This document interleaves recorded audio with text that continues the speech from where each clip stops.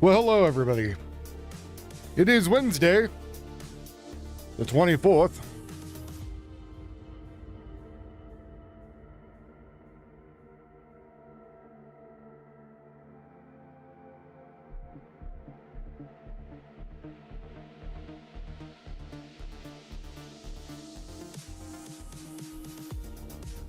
The Germans have invaded.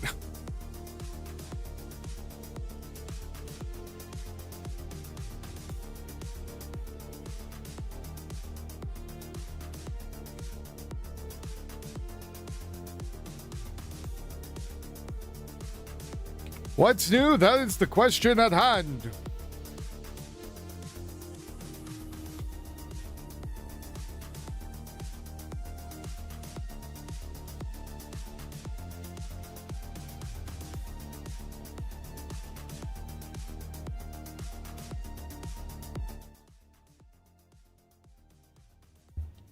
What's old is now new. What is new is now outdated.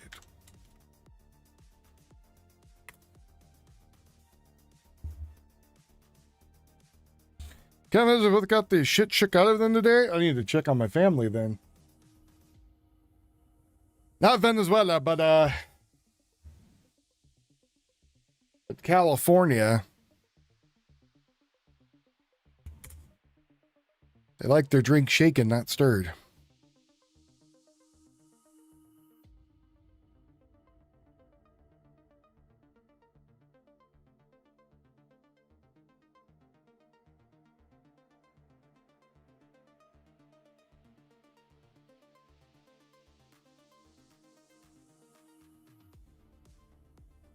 Thank you, wife, for the coffee.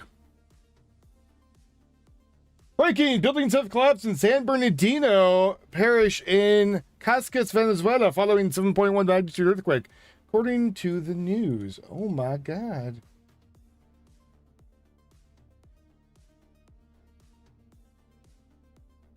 You know, I know a thing or two about earthquakes.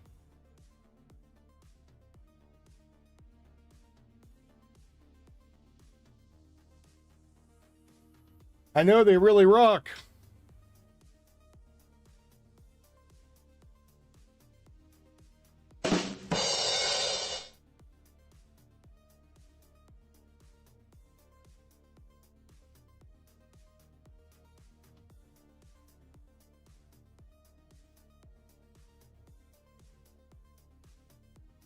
Me and my terrible dad puns. Venezuela, and separate quakes reported in California and Japan. I want to show you some of the video. We are just now getting into it. These chaotic moments on the streets of Caracas, dust filling the air after the capital there in Venezuela felt that intense shaking. You see people walking around, some of them looking confused. A baseball game coming to a halt. People running for safety. You see the light fixture up there swaying. People running for safety to the center of the field. Just hours before that, we saw a 5.6 quake hitting Northern California, knocking shelves of food to the ground. We're also following a 6.9 quake in Japan with tsunami advisories in effect there. There's a lot going on, lot to watch. We've got Bill Karen standing by.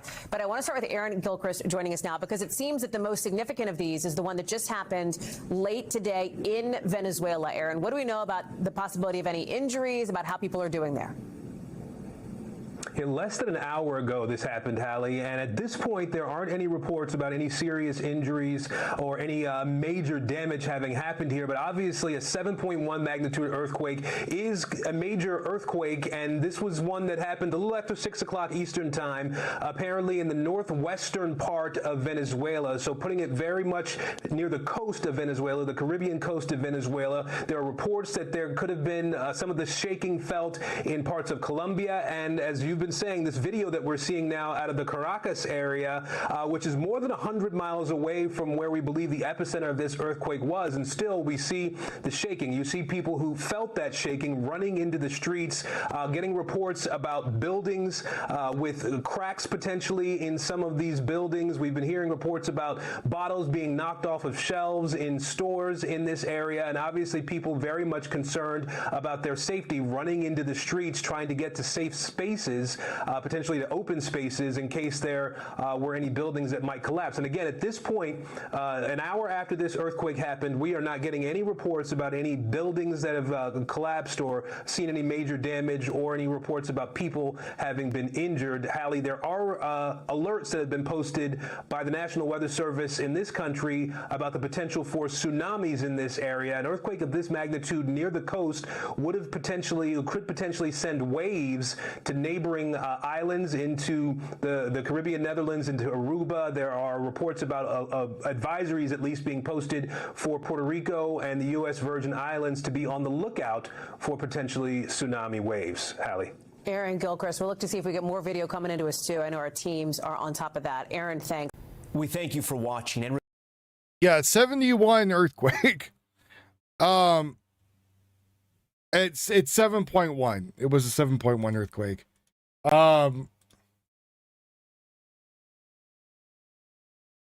You could see that the evil Iranians have taken a nuke and they've sent it to the center of the earth, and now we're feeling it. Like some strange conspiracy theory about it. Not a lot of activity until right now. It seems like maybe they have found someone in the rubble. Oh, no. They did bring out a stretcher. This is a live look at Venezuela.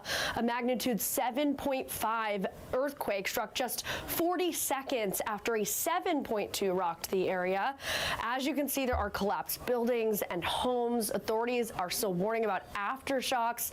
The U.S. Geological Survey has said that high casualties and extensive damage are possible here. Oh, and that's I'm going to keep sad. watching this as soon as we get off here to see if they are able to save anybody. But I did want to let you know that a half hour before this, there was a 6.9 magnitude quake off the northern coast of Japan. The good news there, though, the National Tsunami Warning Center says there's no tsunami danger and no immediate reports of any injuries or really any big damage there. But I also do just want to show you this new video because there was also an earthquake in northern California. This is like a rural area of Northern California. You can see this family running out of their home there. This was a 5.6 magnitude quake, so not nearly as big as, the ones across the world.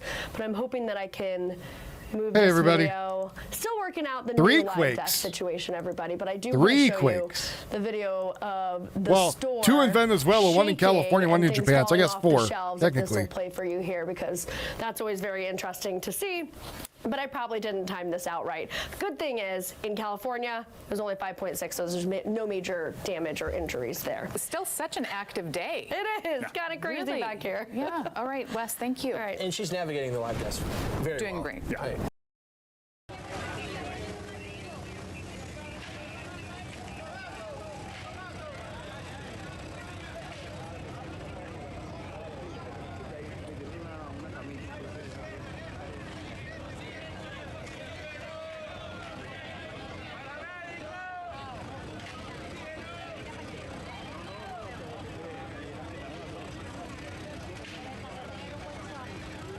And it burned, burned, burned in the ring of fire, the ring of fire.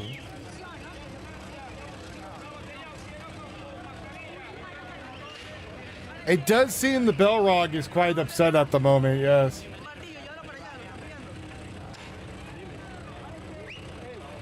Same feed, same feed.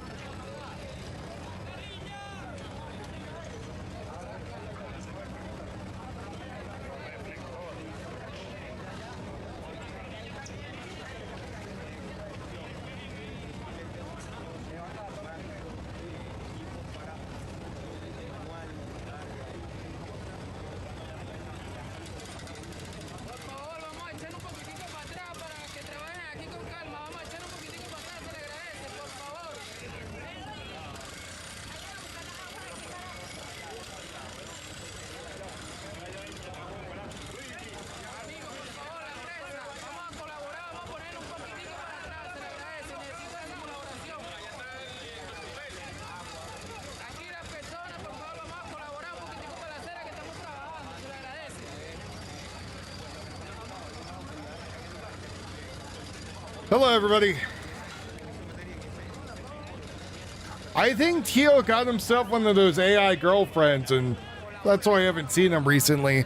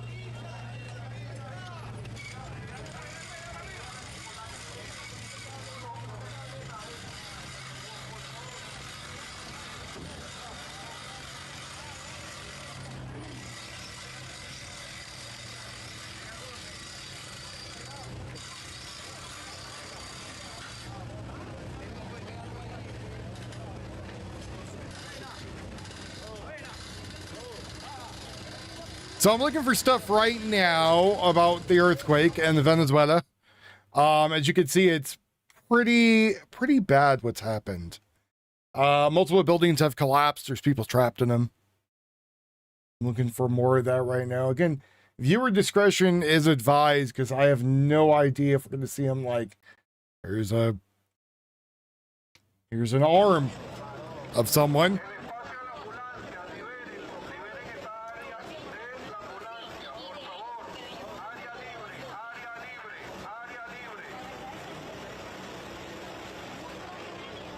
So again, viewer discretion is advised.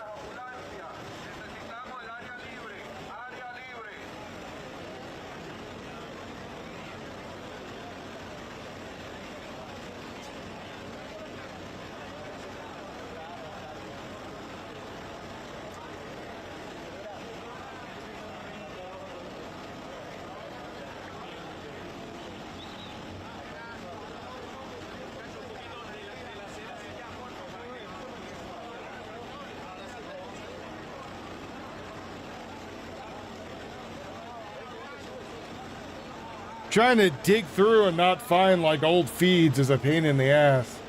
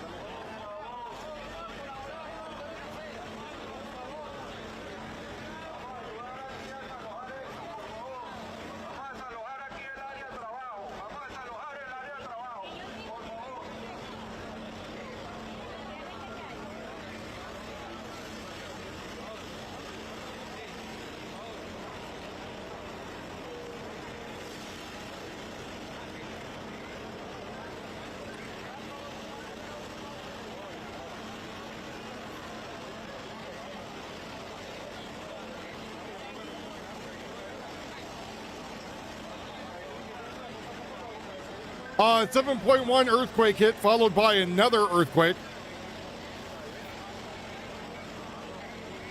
Toppling buildings and trapping people. That's right, Crackshot. Though my family is, so I do worry about them there.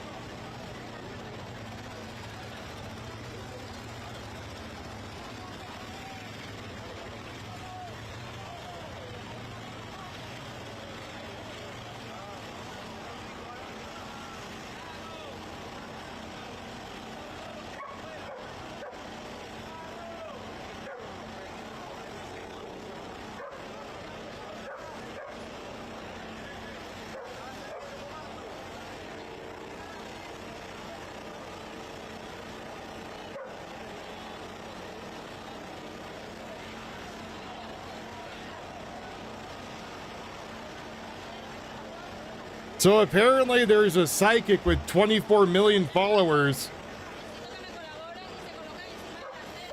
said that there's going to be a massive alien invasion tonight at the Brazil versus Scotland World Cup game.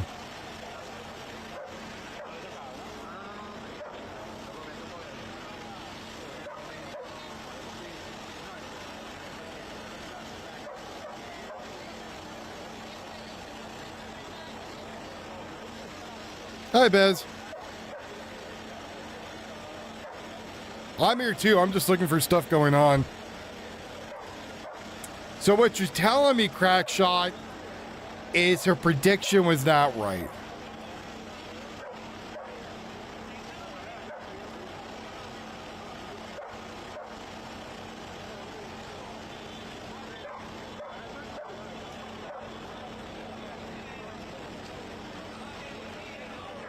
That's a good question, Blade.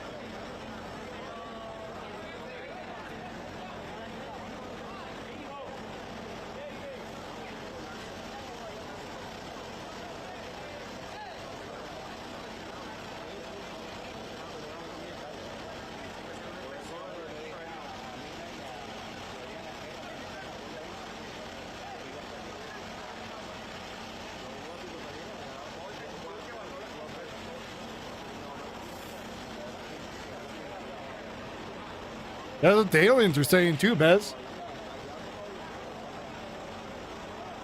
The possibility of there being aliens out there is quite high.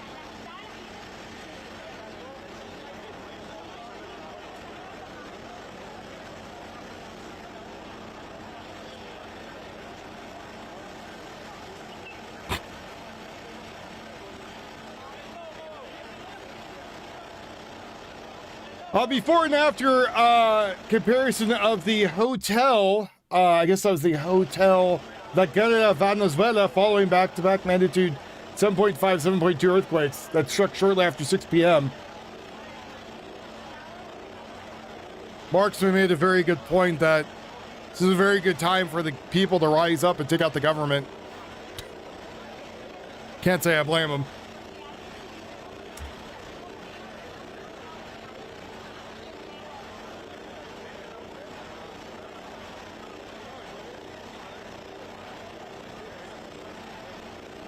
Oops, the earthquake got him. Oops.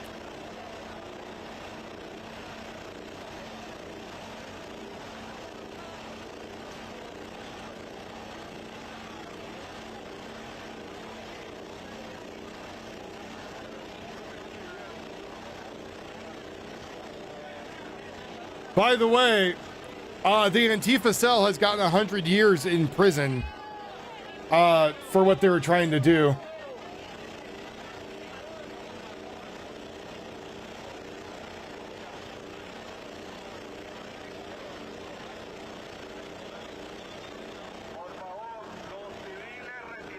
So multiple buildings are collapsed. Probably a very high death toll in Venezuela. It's what we're waiting to see.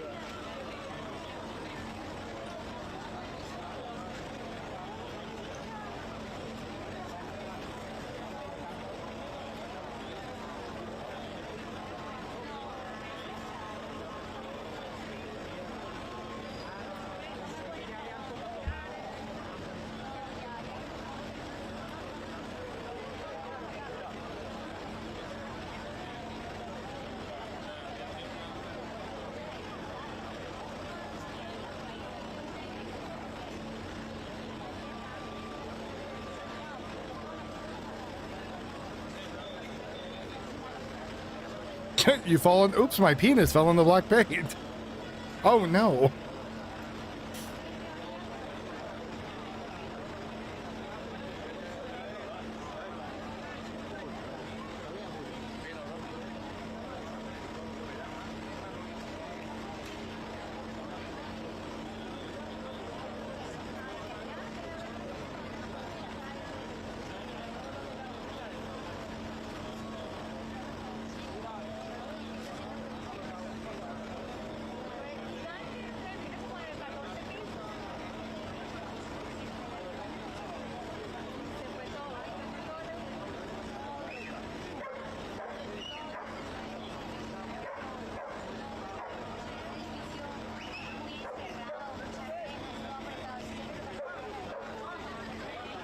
Now, I have not started Shekel Hounding, but if you guys hit the like button, I'd really appreciate that. Well, looks like they might have found somebody because they're bringing oxygen. I waved them back, though.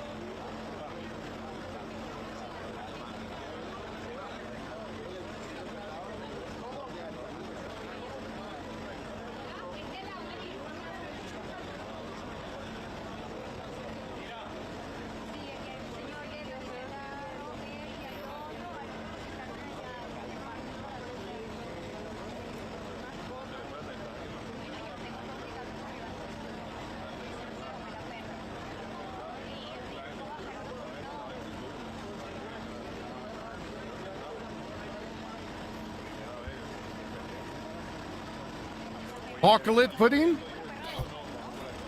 Holistic pudding? They got one guy out of there. He seems he's somewhat alive, which is good.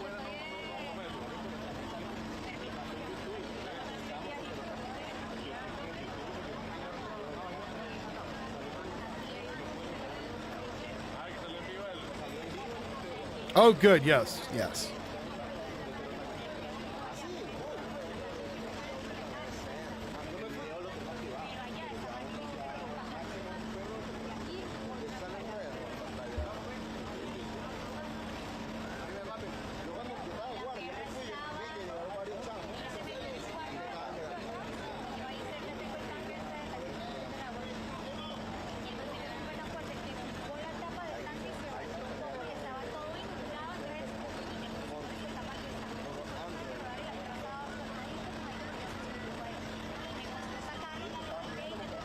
Yeah, yet's the big thing, right?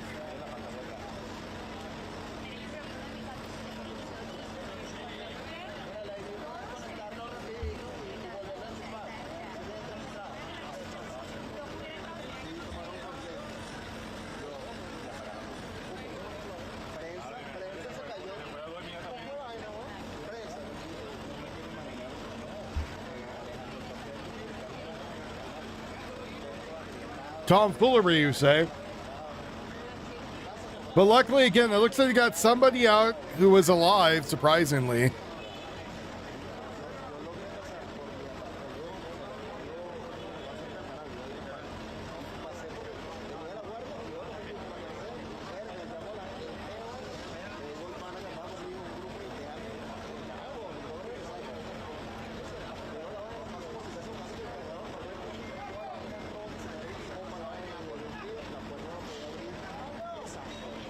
But it's a good surprise. We want people to get out of there alive.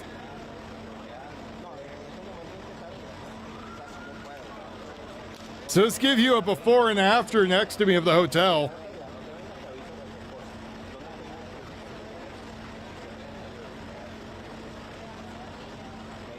That's where it was.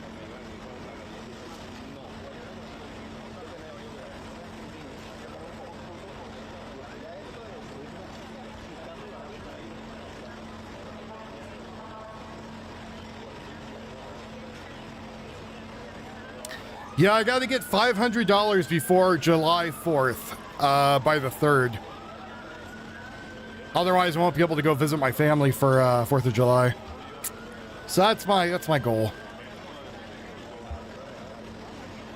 Yeah, but that is a lot of people possibly dead in there. That's incredible.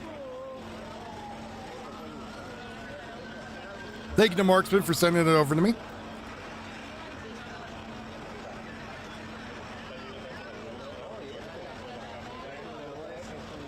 Thanks, buddy.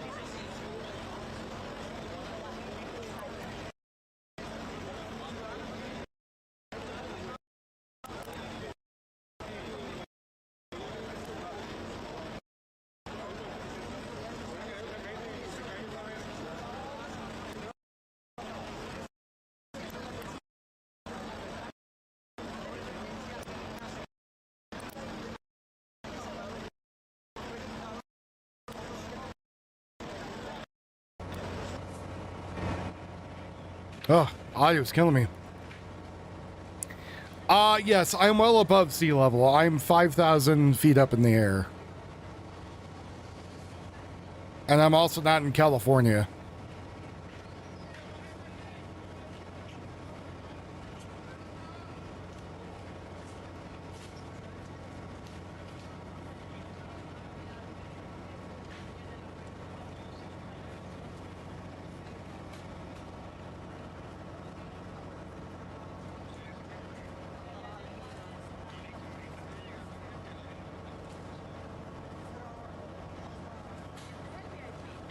Allentown, Pennsylvania. I'm telling Tio right now.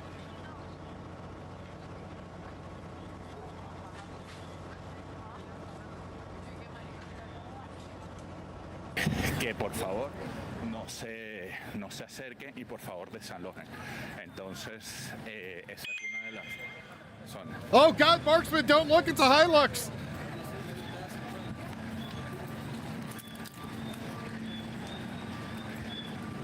Vamos a trasladarnos a uno de los sitios donde efectivamente se está haciendo un rescate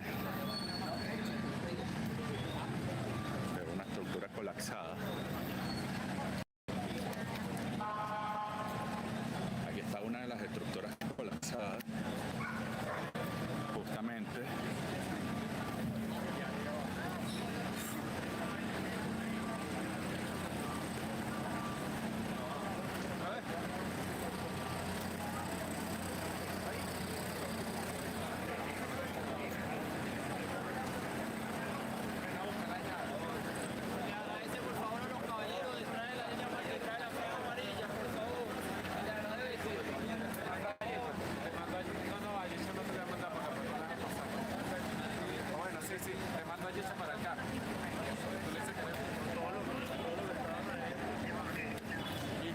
So marksman, when he was in the Marines, he went through a lot of combat, and the thing that finally took him out of combat was an exploded Hilux that was hit by an RPG, and a piece of it hit him and knocked him out.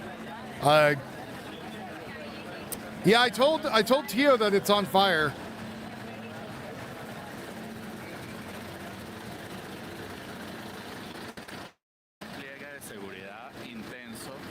But the whatever hit him could have been the engine block or a door or a bumper or who knows what.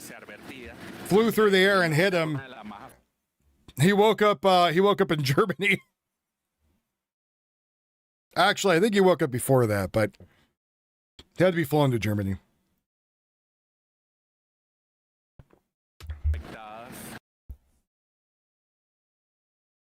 So este tipo de situaciones.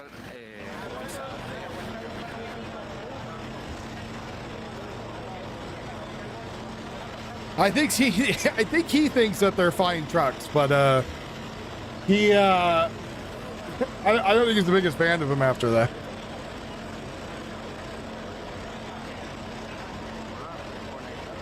Multiple 4 or 5 story buildings collapsed, yeah.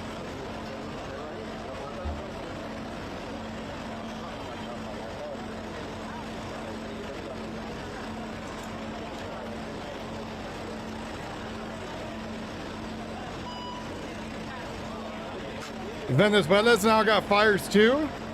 I wonder if they started burning earlier and you just didn't see them until they got tonight.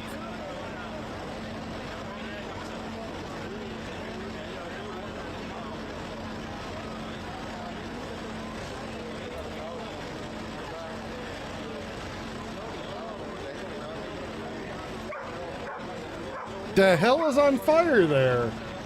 Multiple fire crews on scene of a massive commercial building fire. Oh, it's not good.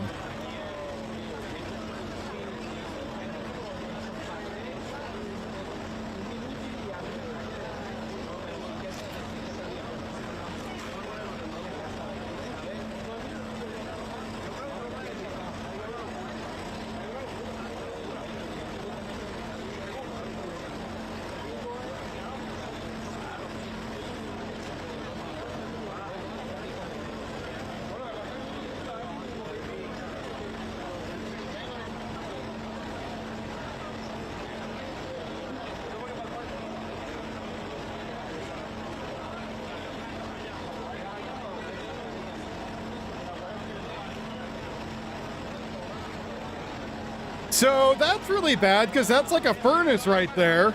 Oh, look at the firefighters inside of that. Oh my God. That is terrifying. Holy poop.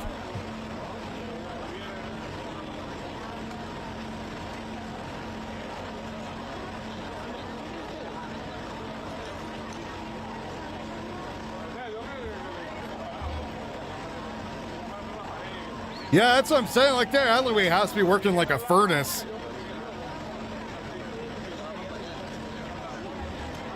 Hi, son, honey.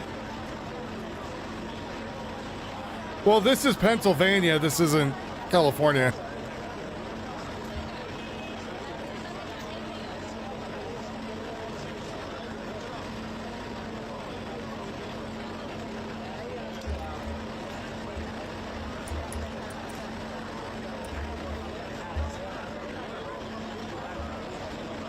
Natural gas too. Natural gas, propane. Some of them have diesel that was run on top of the building or next to it.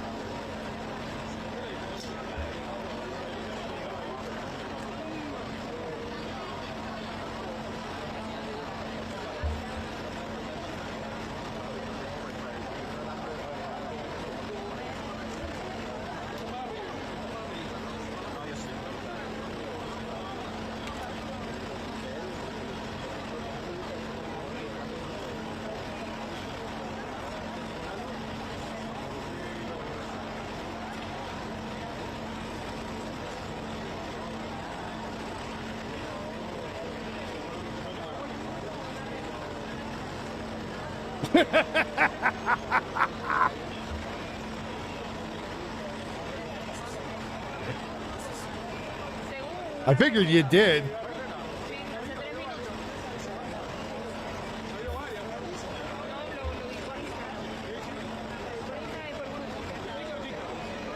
Damn it, I typed in Hilux and I was trying to find Japan feeds. You said something and then I read it. And then typed it. I explained what actually happened. Poorly. But I did.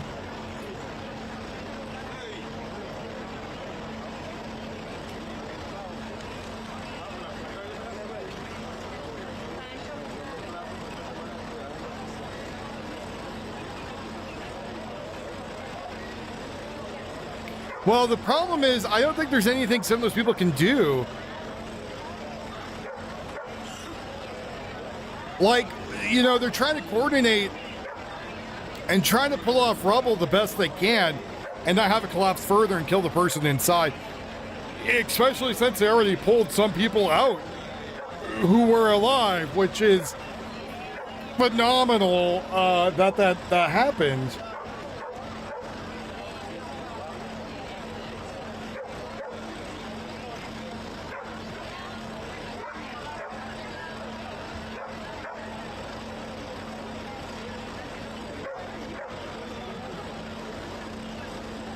Hey, McFly.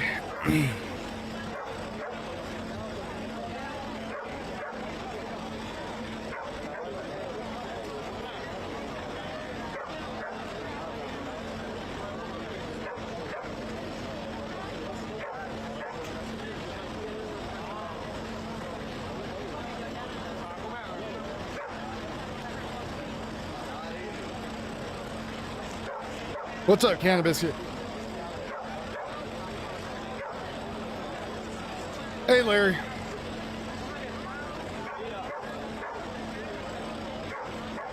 Now, I don't know if there is any tsunami warnings currently active. I imagine that there is, though.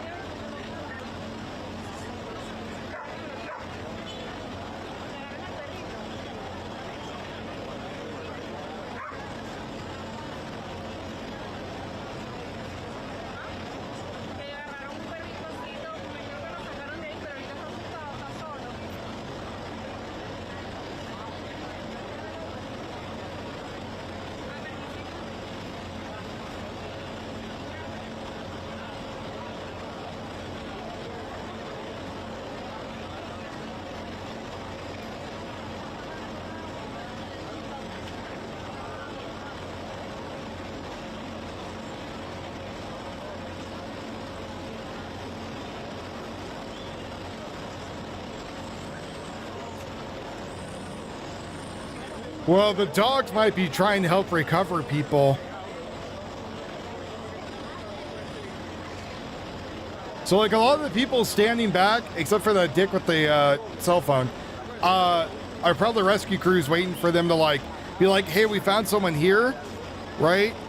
Now we need more hands to come and, like, either push something up. Because, again, every time you shift something, there's a possibility of it collapsing.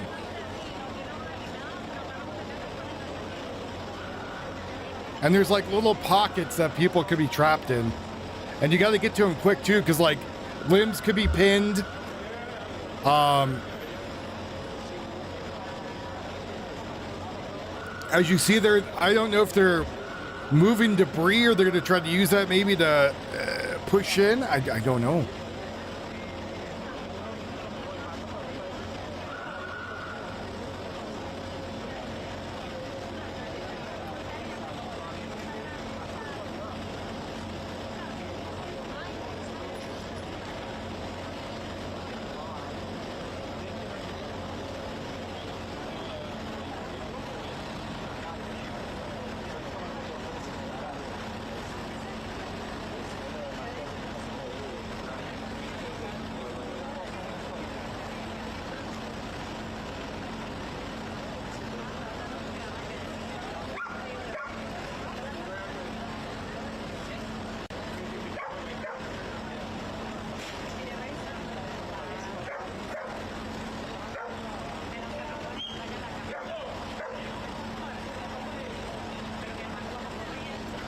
Oh, so are those just wild dogs looking to probably munch on corpses? That could be. That's even sadder.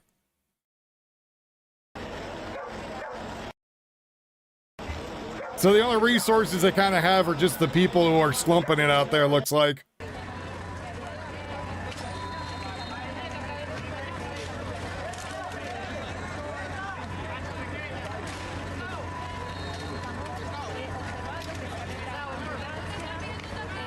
Oh, it's conscription fire service. Oh. Oh, no.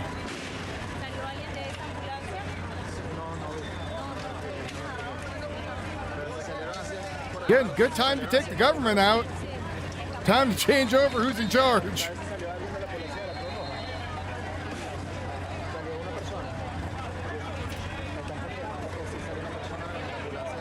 Oh, it's volunteer only. Oh.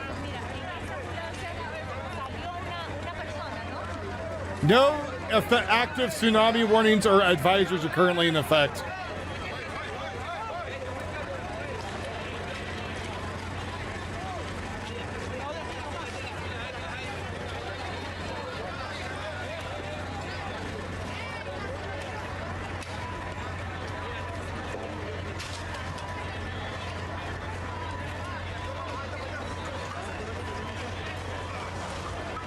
Well, that sucks.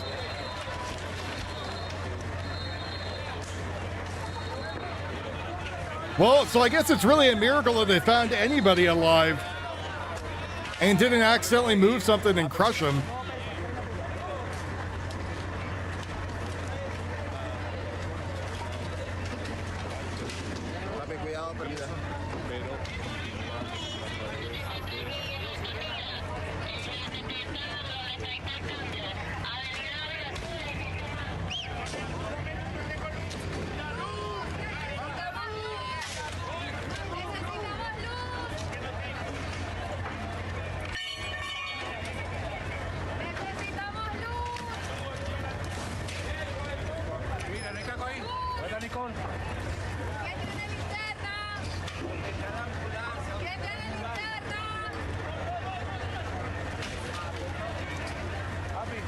Yeah, there's probably, I don't know if there's a very popular bunch of streamers out there, but I would say get the hell out of the way if you're in the way.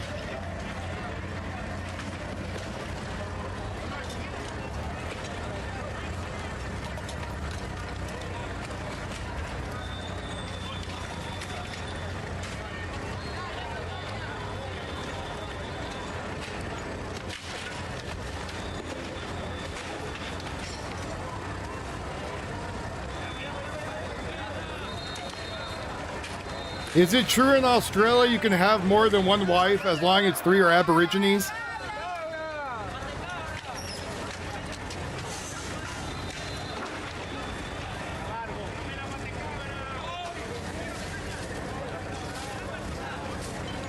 I don't know if we're going to pay for any of this.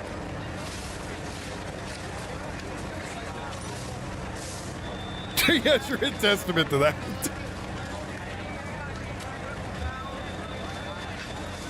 Oh, so you have room for one more.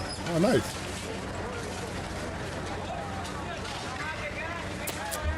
U.S. has already offered assistance? All right.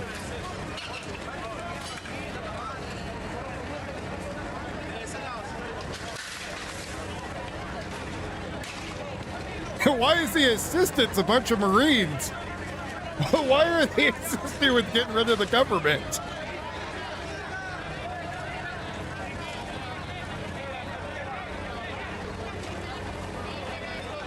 All right, marksman, put on your best pair of shoes and pants. We're going to Venezuela.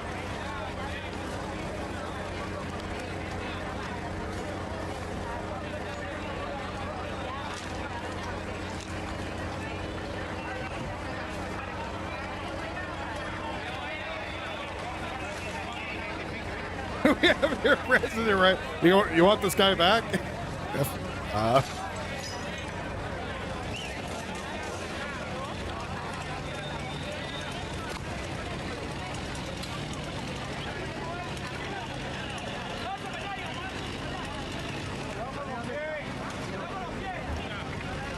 Also, hospitals there are garbage. So if they hurt in that quake, you just die in like in Haiti in 2010. Holy shit! Oh God!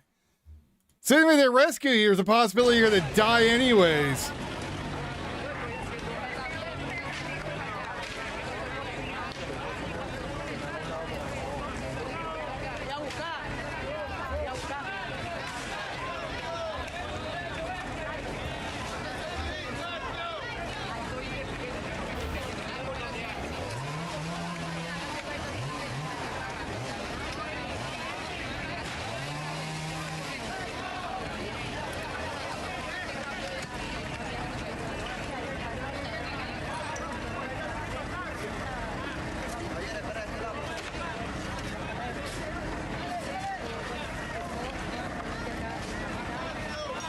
United States is offer aid, and they're the only ones publicly who have announced aid right now for Venezuela.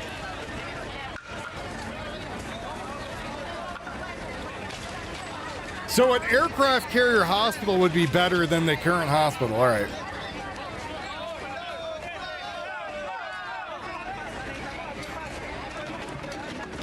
I don't know about the fire in Pennsylvania, but that is a warehouse fire that's burning. Multiple businesses in that warehouse fire. As for Venezuela, was an earthquake, and I'm guessing there is already going to be a high death toll. Yeah, or a hospital ship.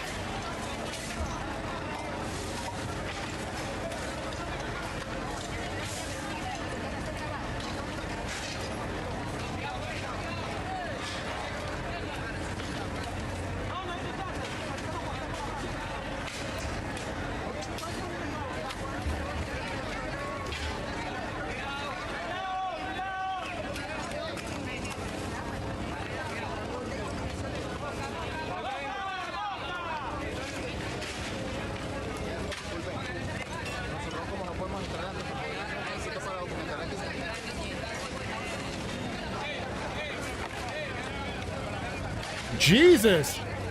The U.S. Geological Survey pager system warns of high casualty and extensive damage, ranging from 10,000 to 100,000 fatalities possible. Holy crap! That's a lot of people.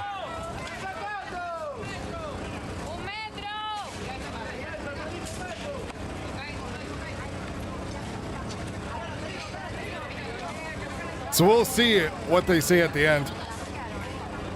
Warehouse structure fire. Multiple businesses in Pennsylvania. The low estimate is 1,000 to 10,000, but the average is 10,000 to 100,000.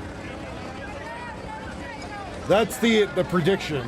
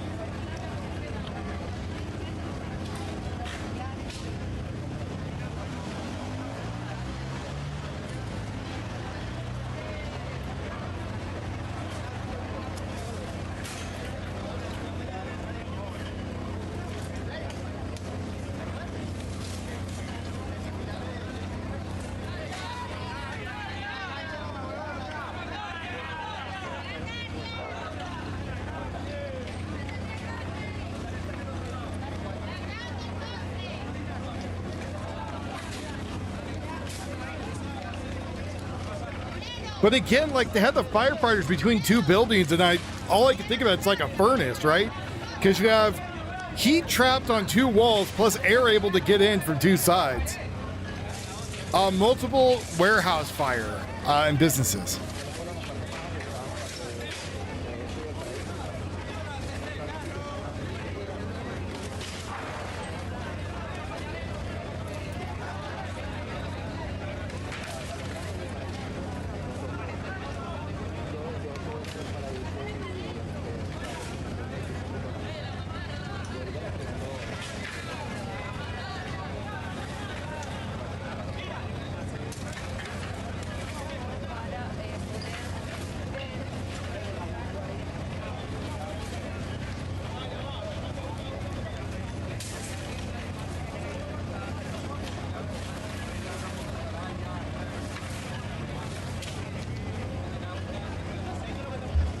I don't know if they said why this warehouse one got caught on fire, but it was businesses too.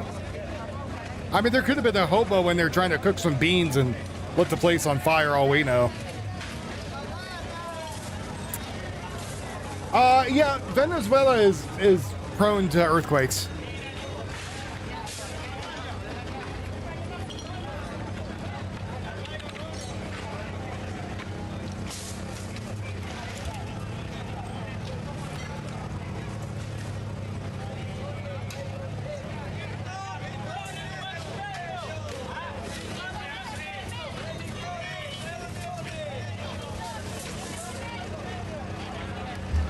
Yeah, and I think it looks like it's spreading to the houses that are next door, which is not good. Which is very bad.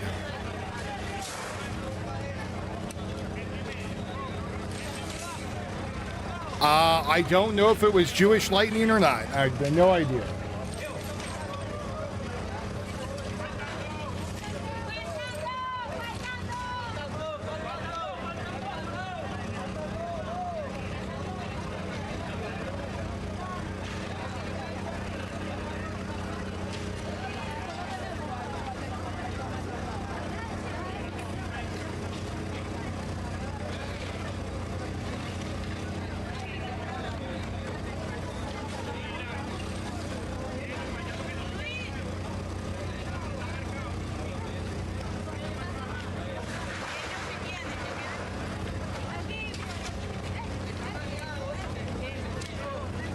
From what I read, it said no tsunami alerts currently active.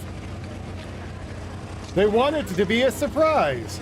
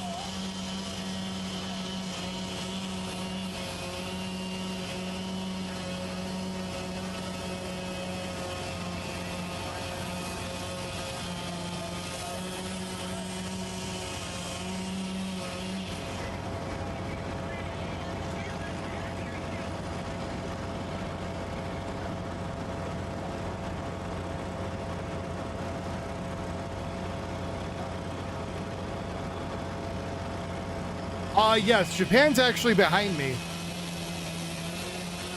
I do have it, RTG. I have the link. I just haven't put it up yet, buddy. But I do have it. Thank you.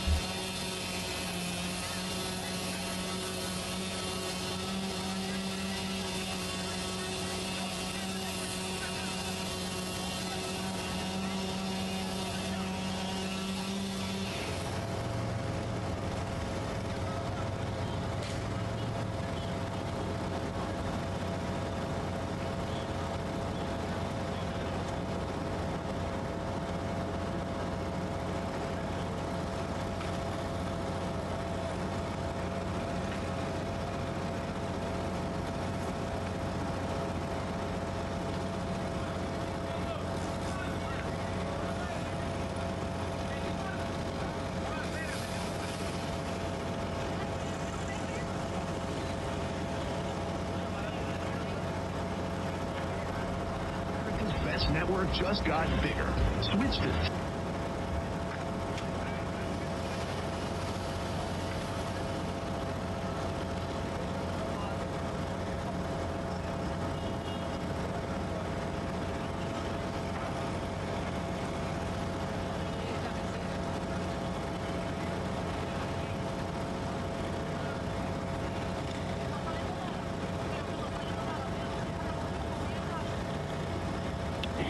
Yes, thank you. Gonna go back over to the other channel here.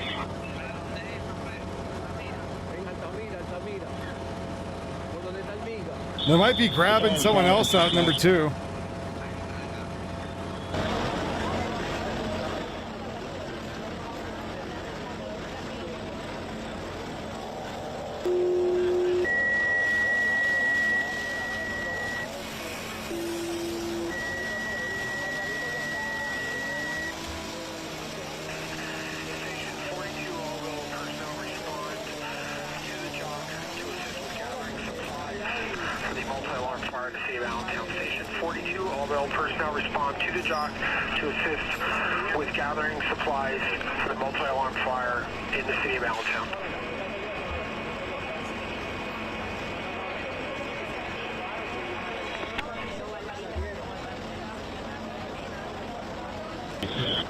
Yeah, this is horrible, like what happened. Sounds good. Like, regardless, what do you think of the government of the country? That is a lot of human life lost.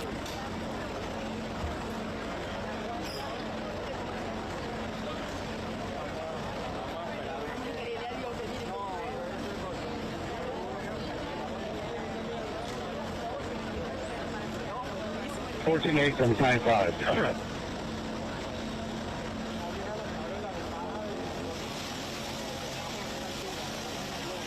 Deputy 35. Deputy 35. You can clear the odor investigation. 94 6th Street. All units available. Huge earthquake, yeah.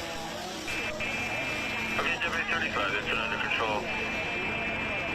Main units available.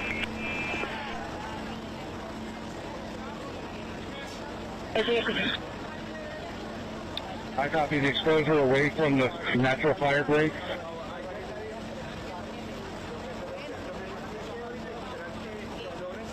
Copy. To the left side, as you're looking at it. 2 houses there.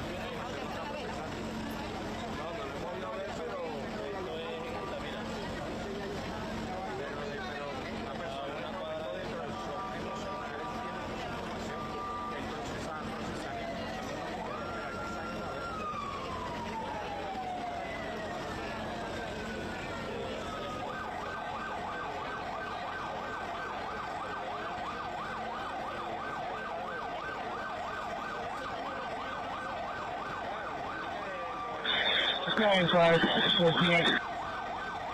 Good.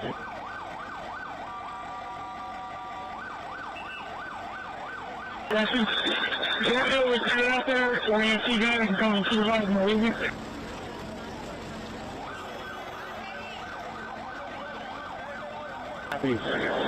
I'm trying to get crews into that exposure house as well. Because I think one of the houses caught too. Yeah, I'm working on it.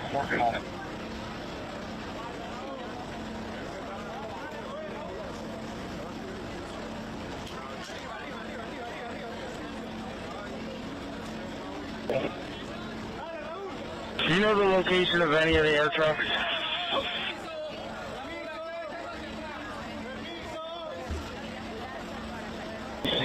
Air unit is on its way to your location back there behind the row home. They're going to be in the area of Bridge and Shoe. They're not there yet, though. And I don't know where Woodlawn's unit is. I imagine it's behind me somewhere. I could read Spanish. It says ambulance. Now that I think of it, I think Woodlawn's unit was down by engine 9. Last time I saw it. Standing under what? The building? No, they're probably compacted like laundry. Woodlawn's Cascade is at front and one place. There's a, I think it was in South Korea, there was a building collapse where some woman survived in there for like 9 days. Like trapped. Something ridiculous like that. I have to go find the article.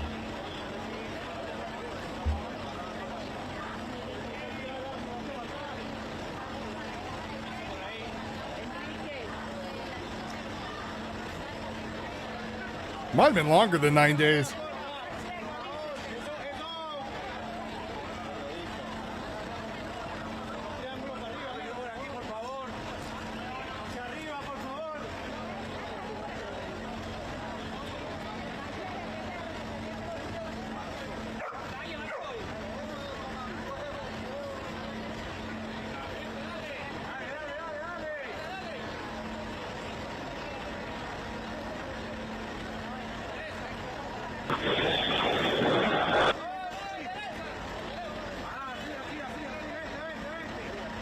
Bit of good news, Cyberpunk Edge Runners Season 2 is coming out. I'm pretty excited for that.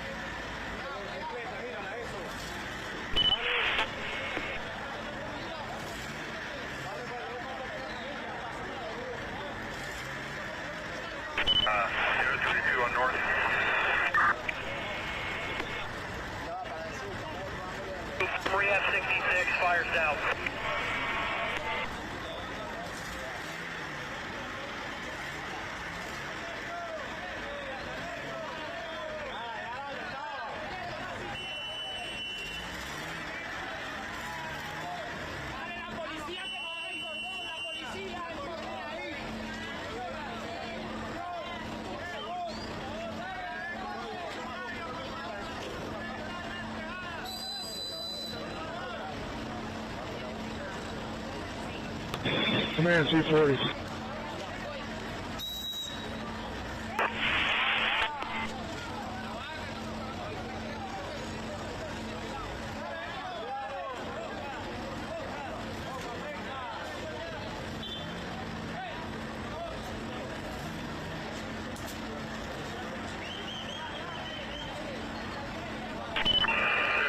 To 1552 on fire north.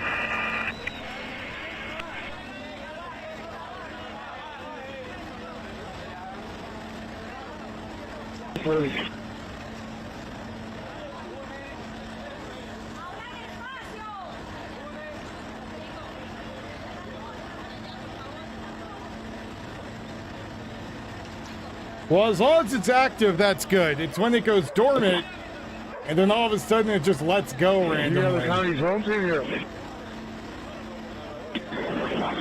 Yeah, we requested them a while ago. I believe they're here and they're setting up. There are drones in the air, but I'm not sure if they're ours or not. No, they should be able to give you an aerial view of what it looks like from above once they're here. Yeah, they're good. They were told to set up near the command post. I haven't seen them yet, though.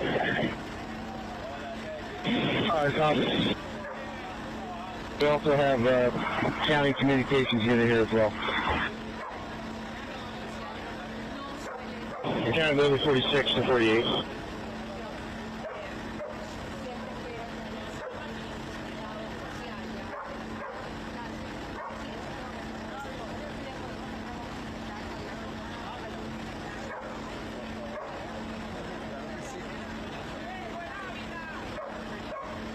Copy.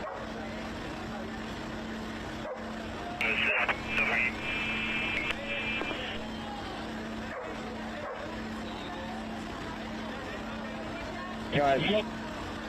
200 project. Copy. Moving steady. Anybody you maybe send up an EV with that 6 battery?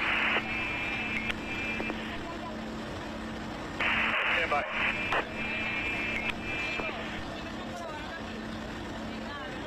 The third and fourth house. Third and fourth house is in. I copy. Does it appear to be exterior? Because we're not seeing anything inside at this point. Yeah, I'm pretty sure it's a fourth truth. You might be able to get it from that Baker's Alley that is in between us. Or I can touch a hand line. I already have it out if you want to try and knock it from that farther than that.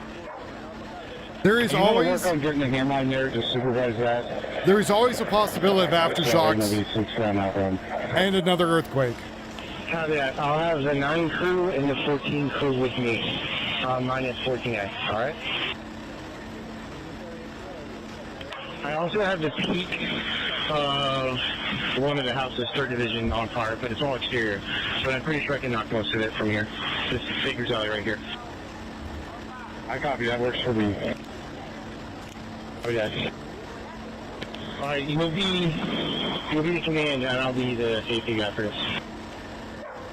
I copy. Battalion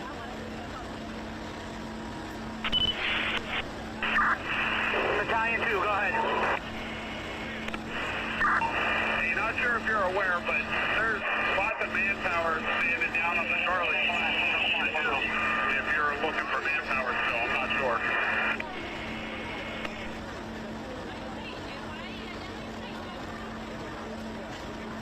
Keep them there for right now. We'll let you know where to send them here in a minute.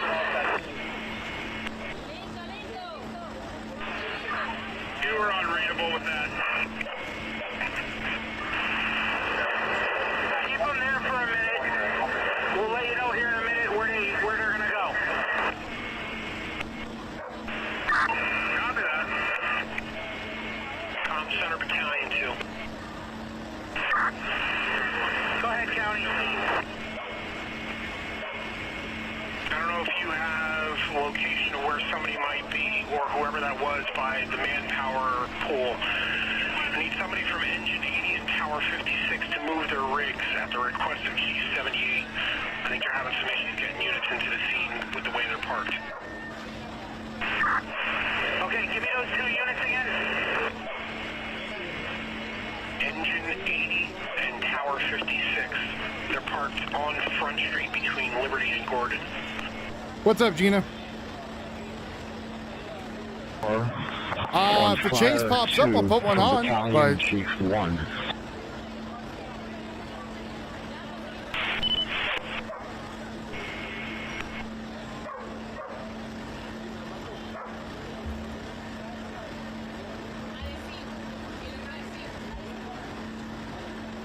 We Carbon Engine 7. Carbon Engine 7. At Station 2. Cover Carbon Engine 7. 48 from 243. 48, go ahead. Okay, I got Engine 8 coming out with 4 guys on it. Does anyone in particular need relief, or do you need them in the rear with Battalion 5?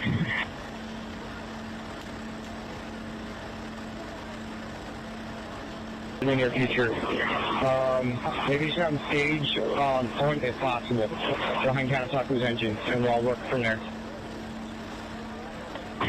Okay, where do you want them to stage again? big old fire, multiple business warehouse fire that might have spread the homes. Either at Ridge and Chew or Front and Linden, it's your choice, and I'll try to work them in eventually.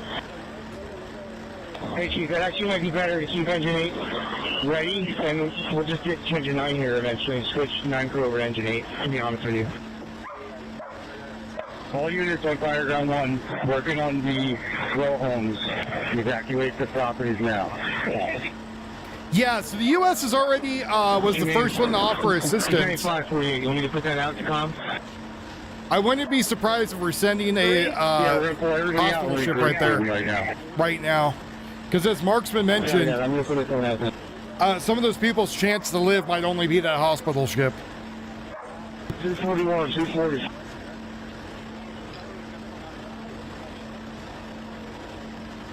To the west, rear block in front.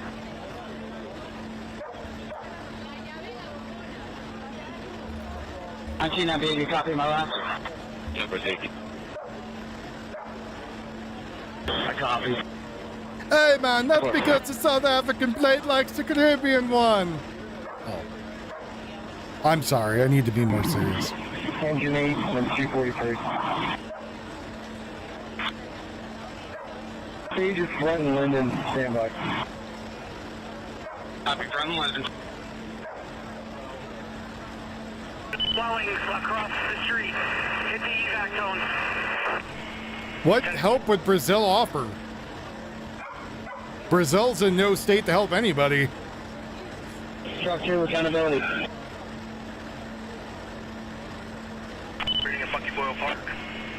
Perp ING evacuation in process.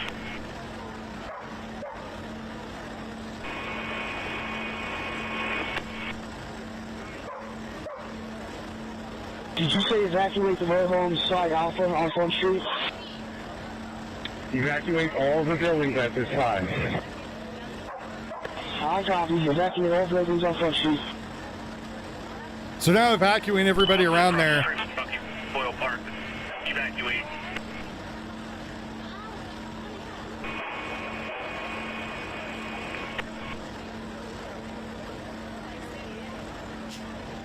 Copy 248.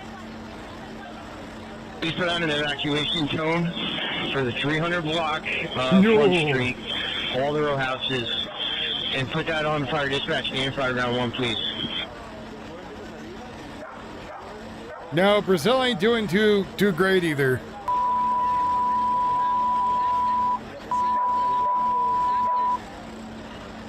All units, 10 pump place, structure fire, evacuate, 300 block Front Street. Evacuate 300 block Front Street. So now they're evacuating because they're worried about the fire now spreading, it sounds like.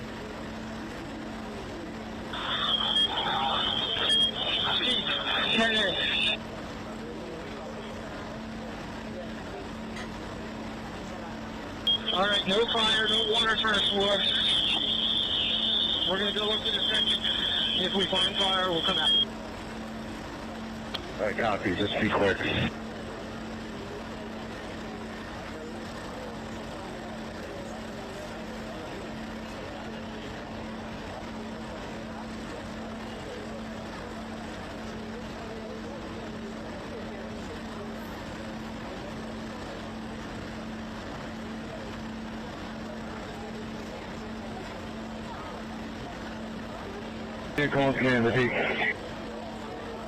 This is 99. You got utility 11 heading your way with 4 guys. Do you just want me to come back? Flight Captain 37. Does he have?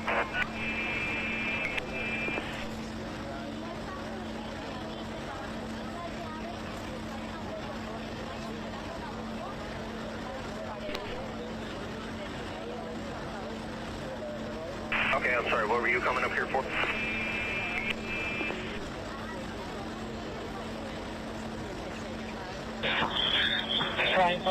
Right here.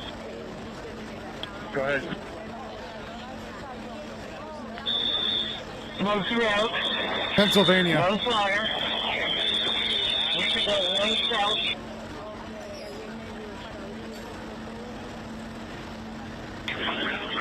I'll have a crew do that.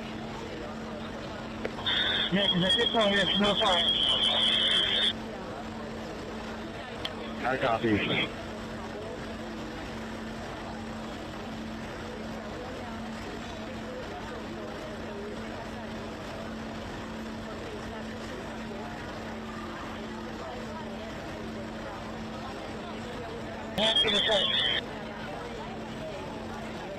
Last unit calling PUP. I said the walls are not hot for this. I copy.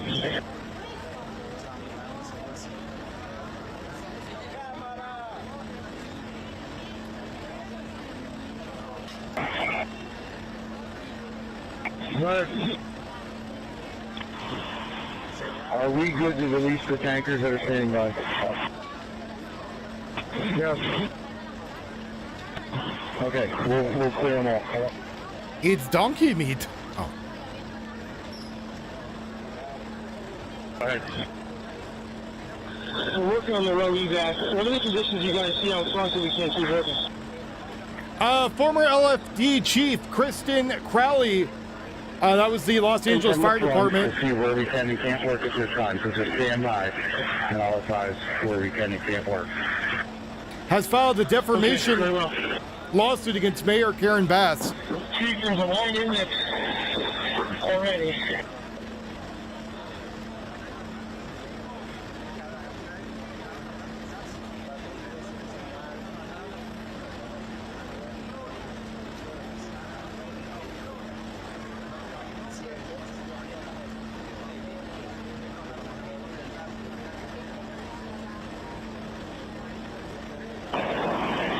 Returning 5 from 43. Good. Do you have a RIT team back there, or do you want me to assign you one?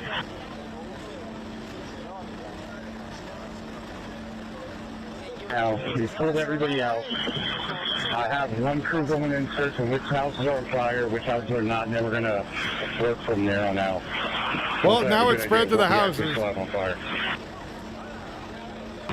Okay, if you want a RIT team, just let me know, I'll get you one. I have Engine 8 and Utility 11 standing by, plus we have some county guys with Chief Woody that need assignments.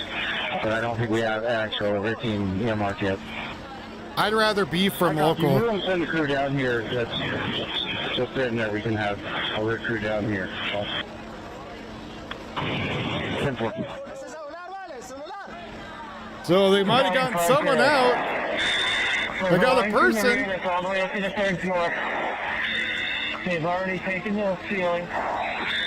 No fire throughout the house. And we have exposed ceiling all third floor. Everything's clean. So they rescued somebody in number 2. 31, do you want us to put out a recall tone for them, or are you notifying them separately on your side? We're working on it, but I'm okay with the recall tone on that. 10-4, just to confirm, it's all tankers that were operating at the City of Allentown incident, correct?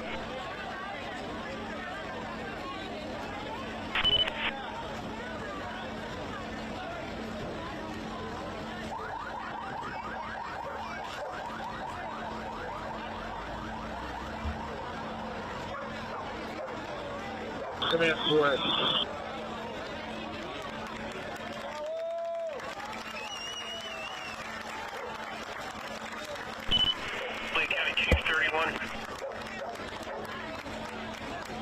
Come here, 240. That were operating in the City of Allentown incident, correct? That's correct.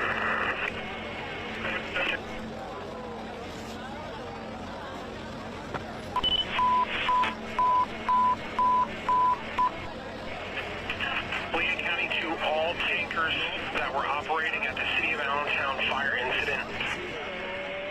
You can secure from the incident and return your quarters. Repeating, all tankers operating at the City of Allentown fire incident, you can secure and return to quarters. So I think they got it mostly under control, maybe?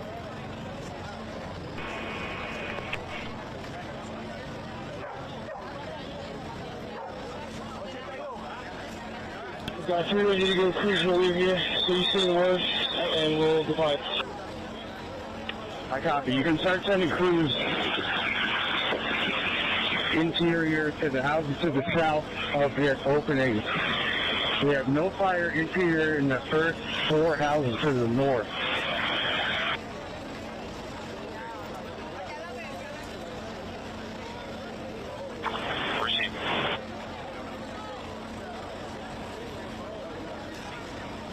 Well, hopefully it'll survive.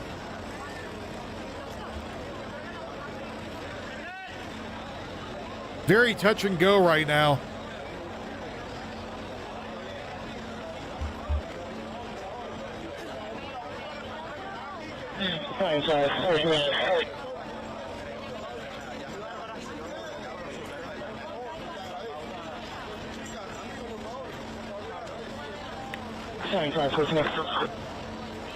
Go ahead, just be advised we had a small roof collapse on side A of the first house to the north of the opening.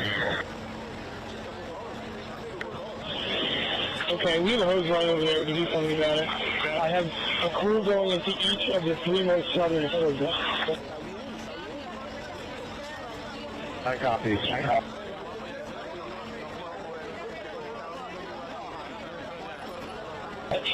It's a 50-year-old male, high blood pressure and chest pain. On the premise flag that the fire needs to go due to a lift assistance and obese patient. Special Ops G42.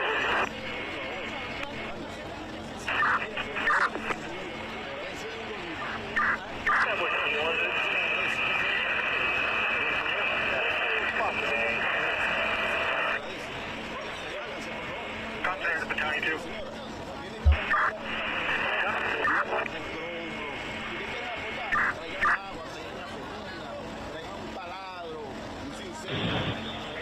We're out to Irving Street. Sorry for calls. Copy that. Irving monitoring channel 2. 10-4.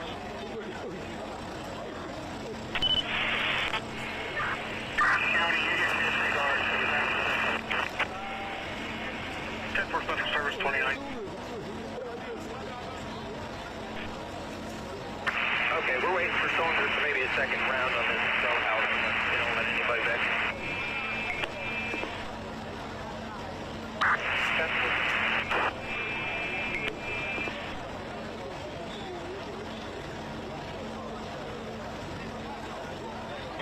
I copy. 211 just got here.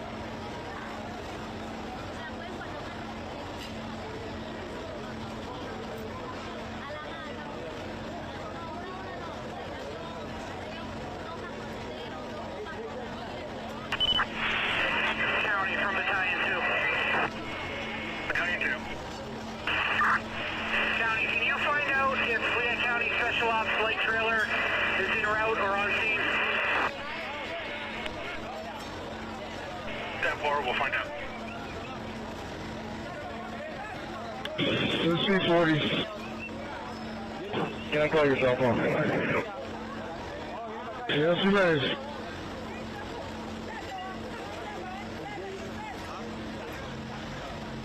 What was the address again on that call?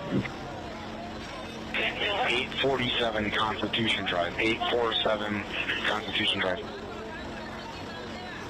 Okay, we're arriving on scene. 10-4-17.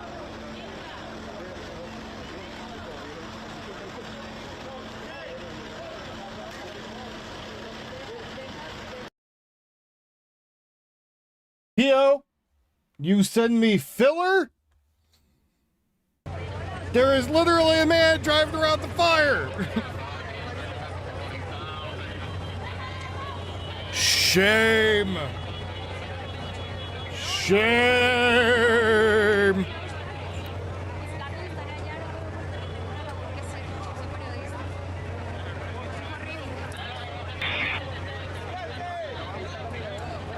Go ahead.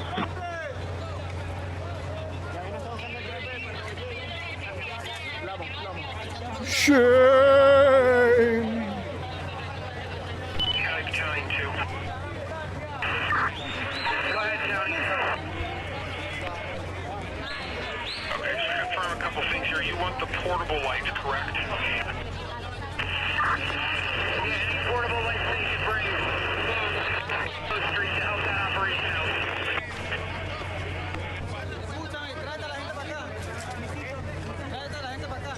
For it. And do you know if they need any sort of air monitoring or water monitoring, anything like that in terms of Station 40?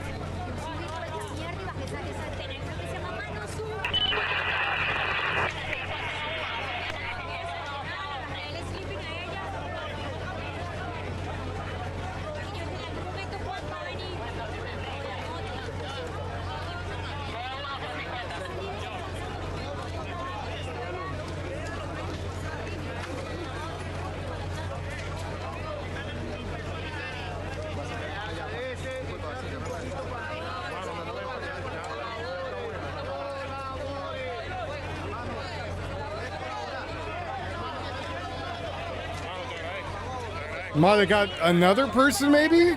Is that just debris?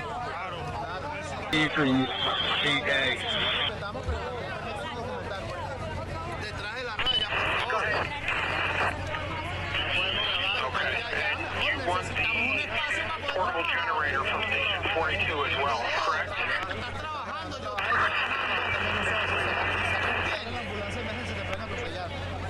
What? Do I have a mic preference?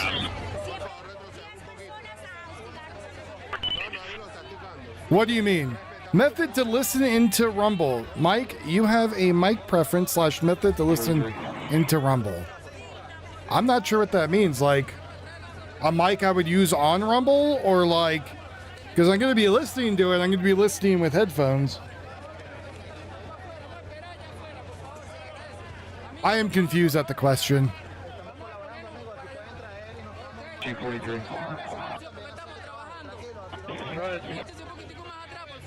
The county's offering air monitoring and water monitoring. I never did see anyone from the sewer department. Would you be interested in either one of those?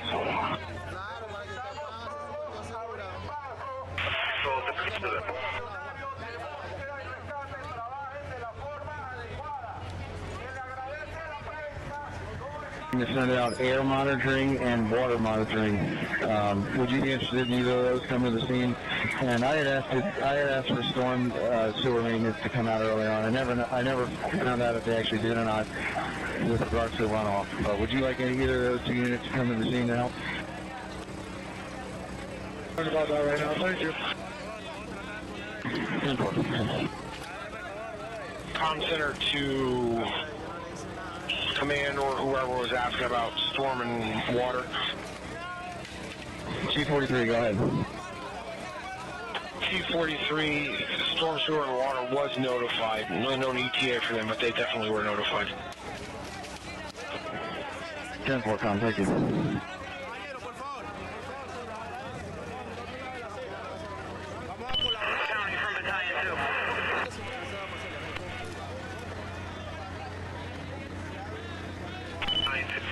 Oh, the rubble.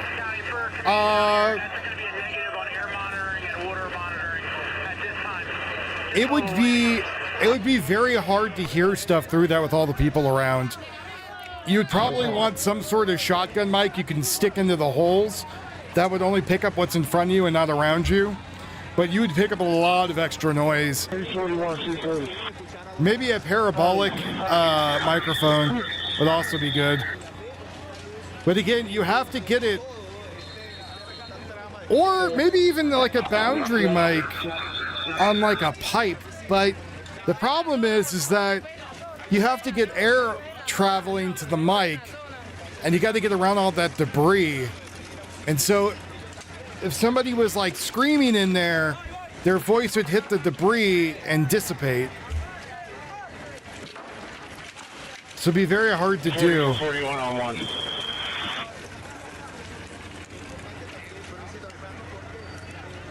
Like in caves and stuff like that, they lower down certain mics, pick up people yelling. That's because it travels through the cave system, bounces off the sides. I'm sorry, can you check to see if power, power 331 South Line all township, whatever location. 14 is utility 6A. Go ahead.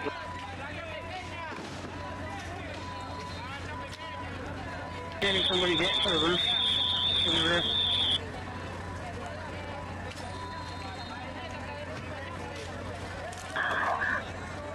So tapping some steel is, again, pipes or anything like that, because that's going to resonate, right? Safety. And also use up less of your strength and oxygen. That rehab is set up at Gordon in front and Railroad and Shoe, please. Thank you. Safety. PSC that are being used. Or safety. Thanks.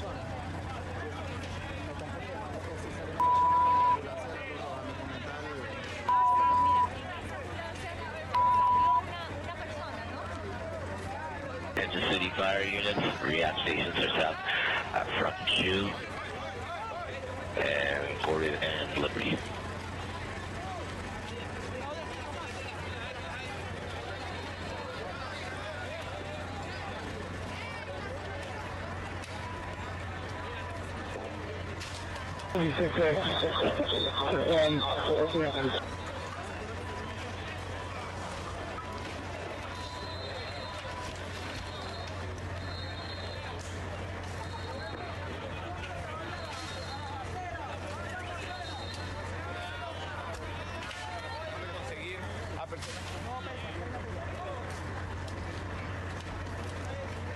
Com Center G40.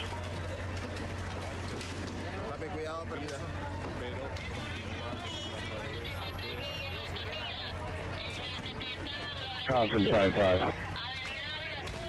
Battalion 5. Can you put out an alert for all firefighters from Station 3 to report to the rear? Especially firefighter Joe.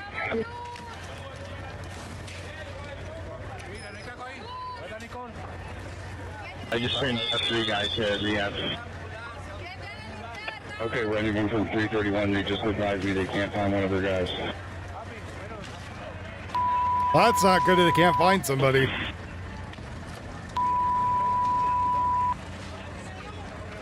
Com Center to Station 3 firefighter Joe. Report to the Charlie side of the building. Again, Station 3 firefighter Joe, report to the Charlie side of the building.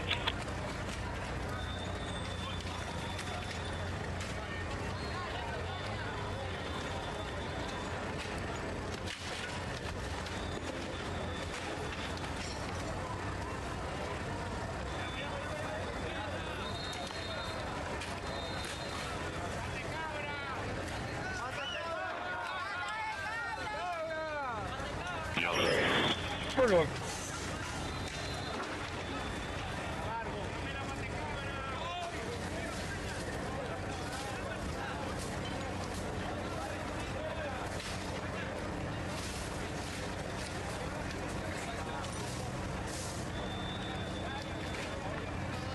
They said they can't find.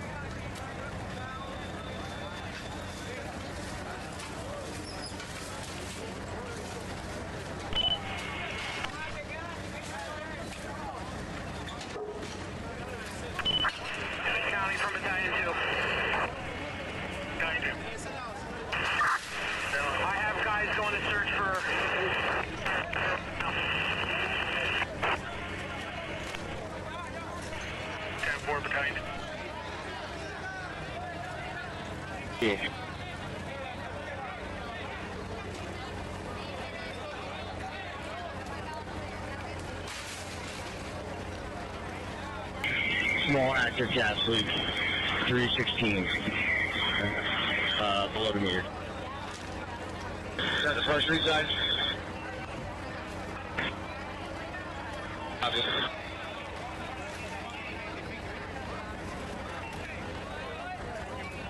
From time up.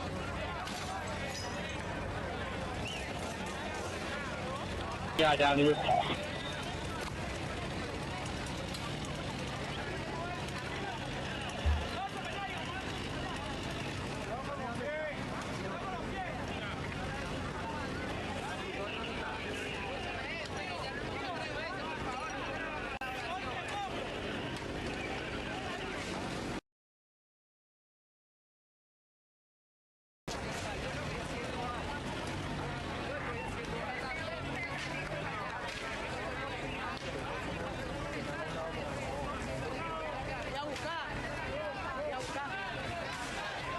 Eight from 48 on fire dispatch.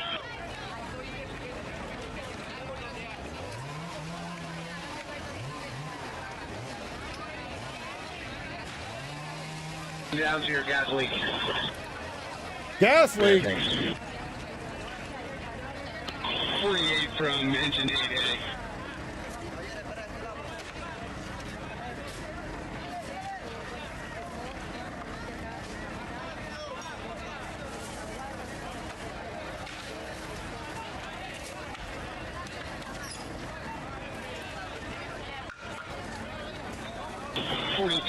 From 8A.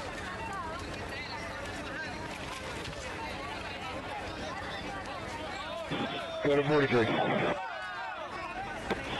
Hey, I need you to find 4 air packs and 1 mask for some of the relief guys that came in on the utility 11. Should I have them go up to rehab and just grab some stuff?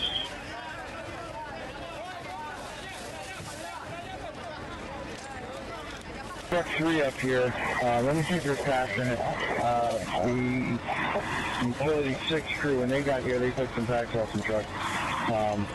Let me see what I got and I'll let you know. Copy. From 25. Challenge 5.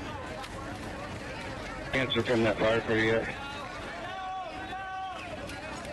It's the screaming after the chainsaw noise, which is bad. County from Northampton, engine 17. Engine 17. We're clear the ALS call and heading back to the station. And for engine 17.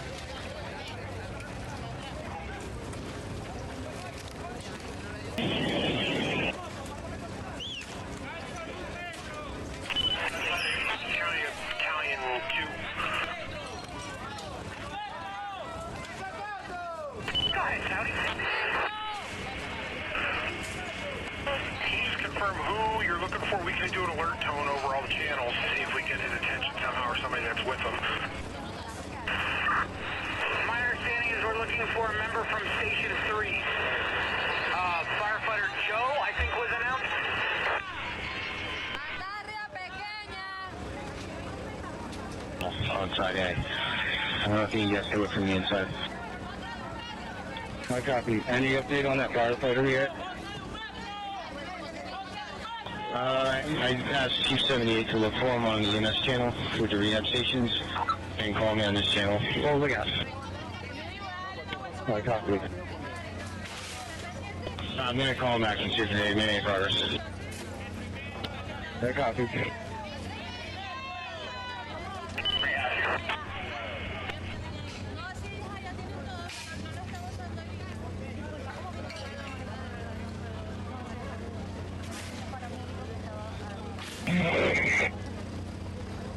From Challenge 5.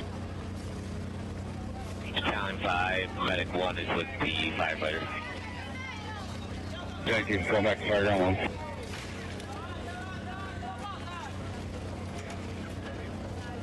And we have 5 firefighters.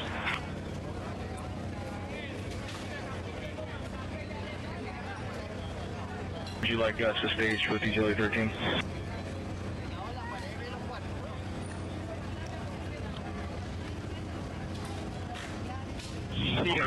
need? Are you up there, one?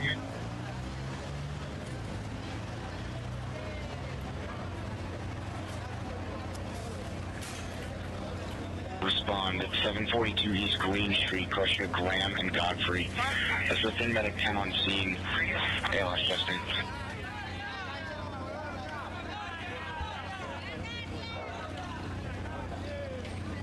I meant for the limbs, Bez. Did you call into the comm center? Alright, give me a minute.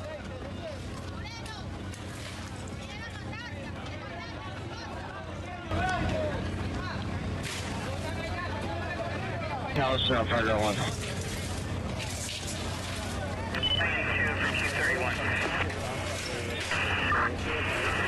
ahead. Station 40 firefighter, is that a Northampton County unit?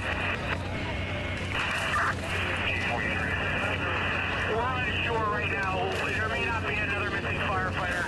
We're trying to clarify here right now at the command post.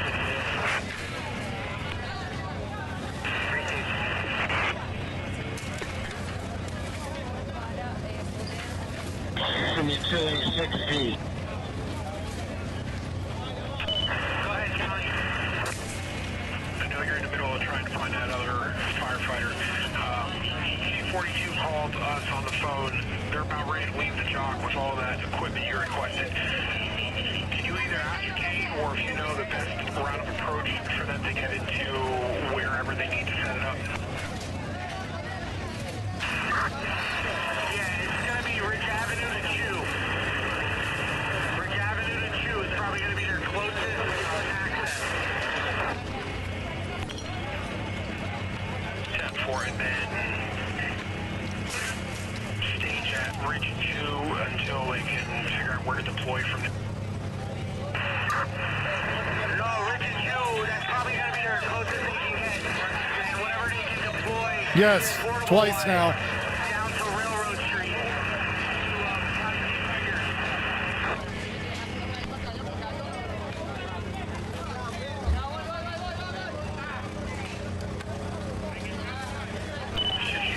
Deploy down to Railroad to the battalion chief and start setting up around it. Yes, sir. Thank you.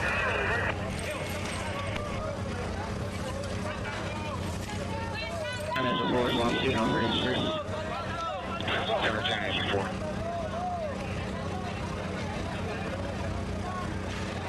Sorry, somebody was talking. Do you want these roofs open on the south side of the exposures? Only if it's safe to do so. Handle.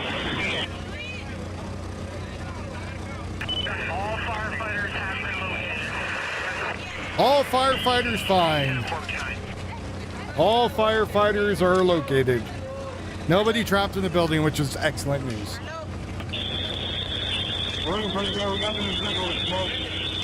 We're going to stop the unfocused.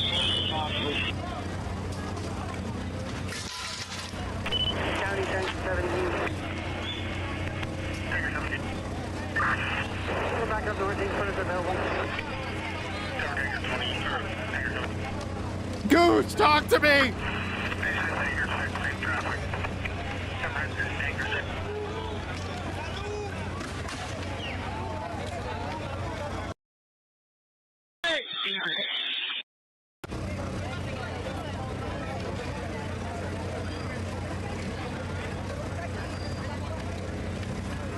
From G43.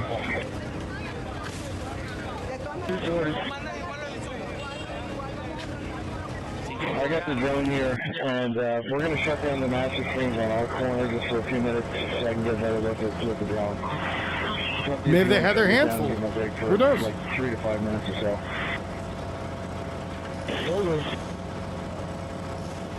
Talk to me, Goose!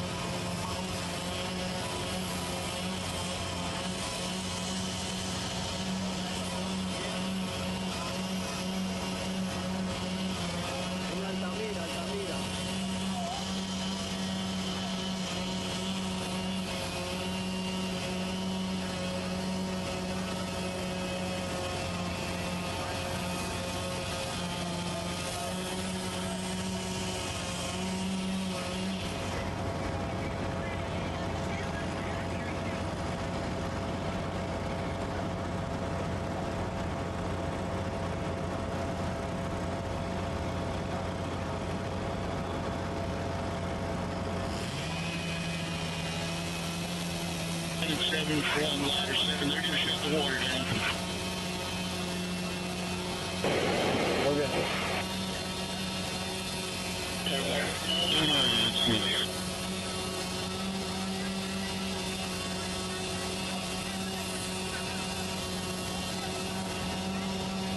On 96 from ladder 2, you can shut down below. That's why I wanted that.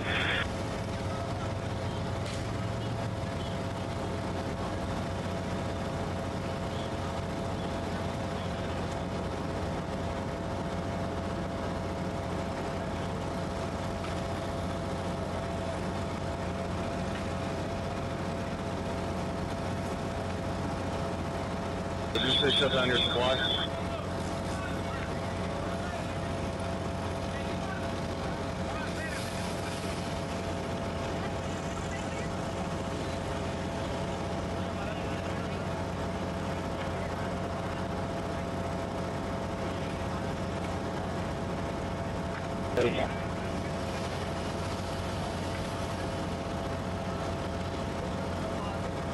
Copy.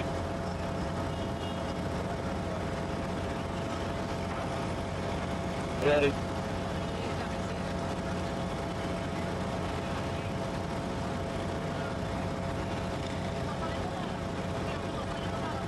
Battalion Chief, through to Chief 31. Good. En Altamira, Altamira. ¿Por dónde está el miga?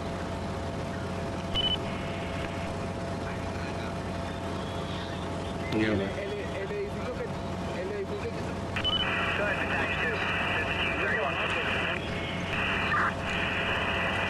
One location is Station 3, manpower.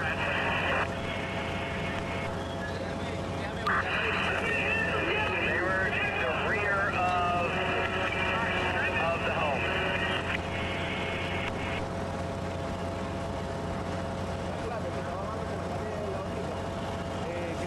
She's running that soul.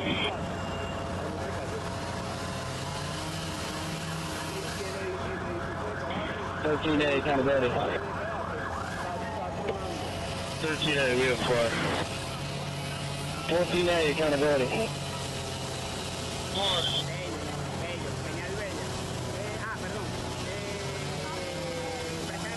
8A, accountability.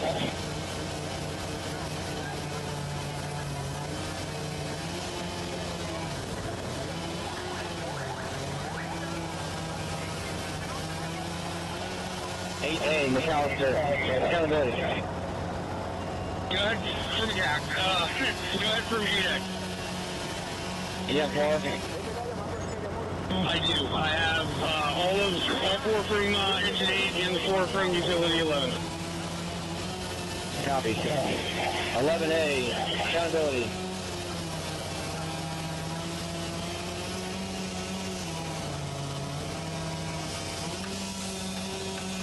Engine 1, respond to 7th Street and 724 North 7th Street. Crushing a Green Tillman in the lobby, assisting EMS on a sick person.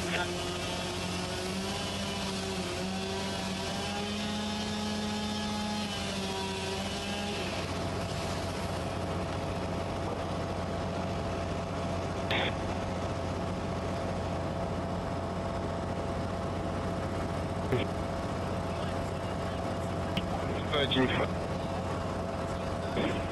All the water shut down on our side. Could you repeat that, Chief? Water flow has ceased on our side. Copy, thank you.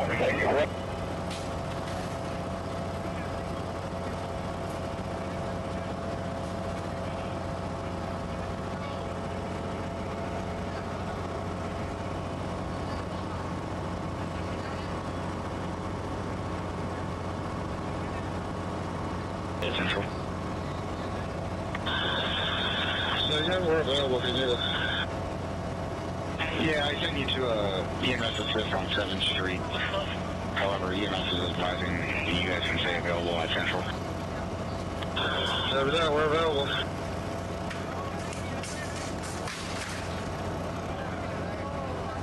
I've got 14B going to Sacred Heart for evaluation.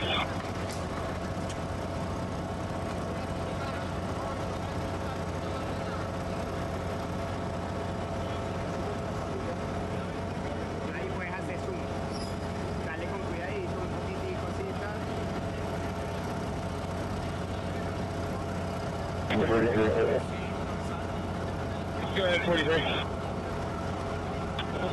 Okay, you said 14 Bravo's going to Sacred Heart.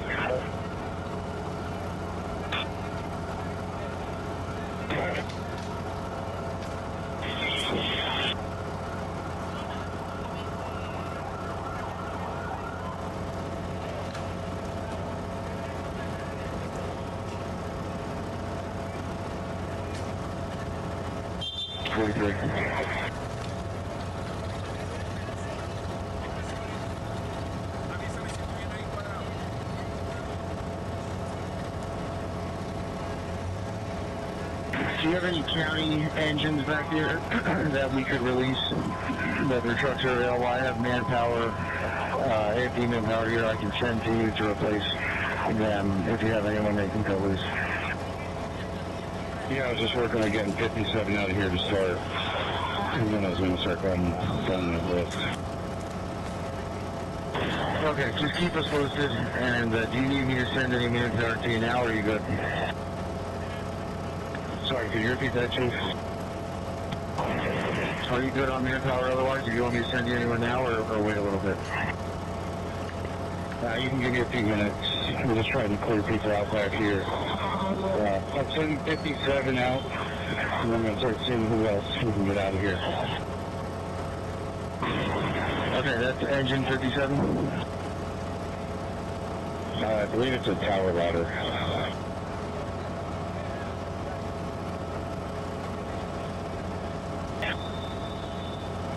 What were the two county units there? The tower and that 1511, was it? Hold on, how's the truck? Tower 331.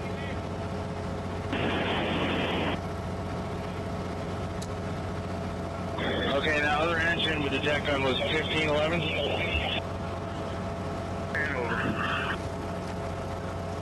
Hold on. County from Battalion 2.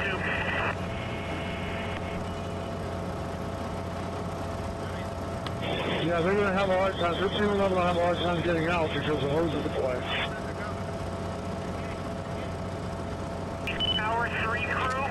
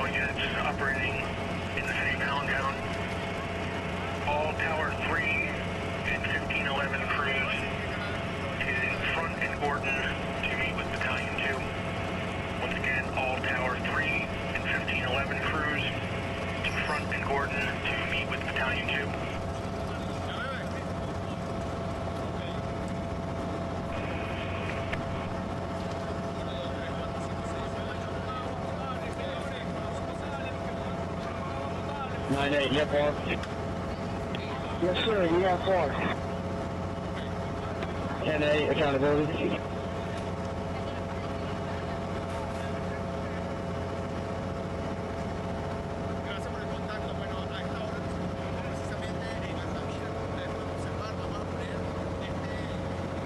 System 37 to Captain 37. Hit that like button, folks. Thank you.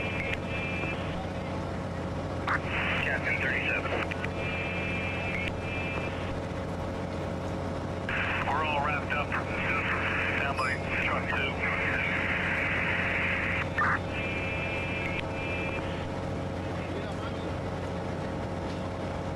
Good.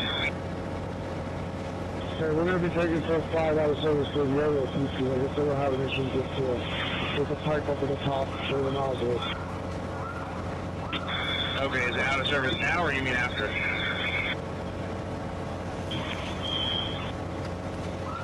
I believe we're going to have to take it out of service now. Okay.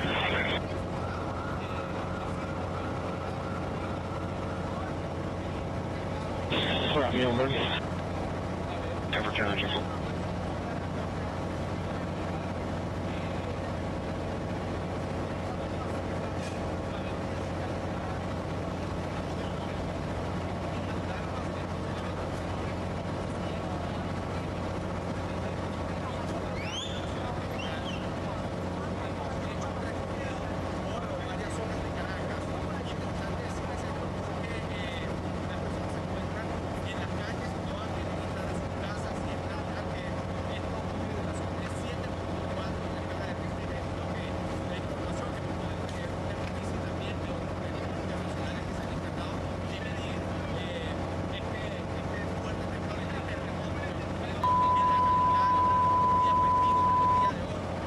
Why are you guys talking about Stephen King?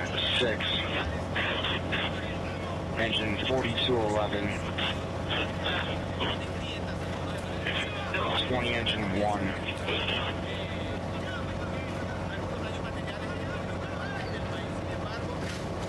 188 Gordon Street. Cross Street is Spruce and 2nd. And outside gas odor.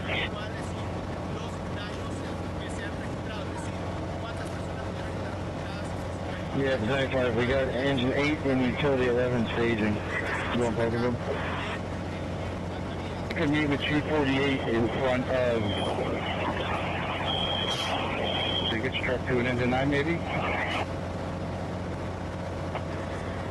Alright, copy that. G41's coming down that way too. Have to look at maybe repositioning truck 2. Engine 8 from 43. Go for 8.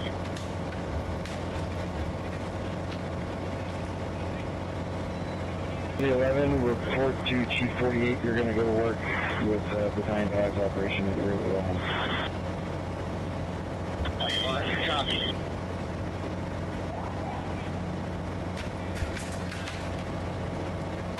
On command, Battalion 6. It's the scanner for Pennsylvania. Giant fire. Our buildings aren't built like a parking lot. Dispatch to 188 Gordon for gas odor outside. That is true, Drew. Thank you, buddy.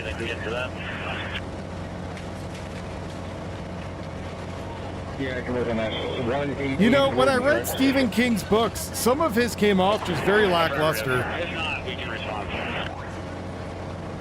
And thank you, Drew, for being a member for 34 months. And also, Battalion 6, we had 1 member transported to Sacred Heart. If you want to head over there, just make sure they're okay. So you know that they're now. Tom, did you copy?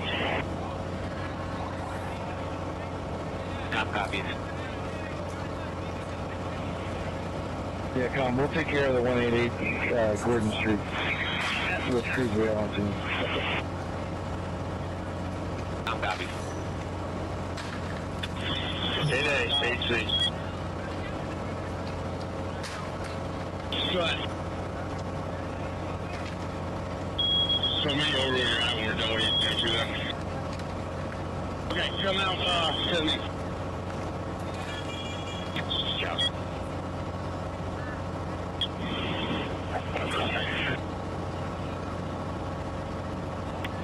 Accountability. Real talk. Yeah, more accountability. St. County Tower 56. 46. That's affirmative. If you want to go back to Central, that would be helpful.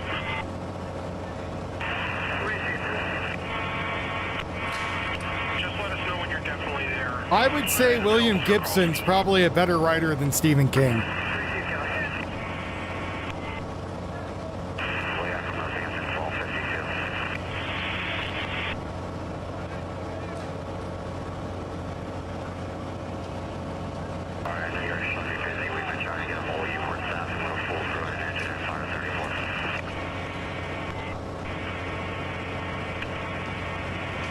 4 Northampton 1252. Eastern Engine 4, 4211. You can cancel 188 Gordon. Front command will take care of that call. William Gibson?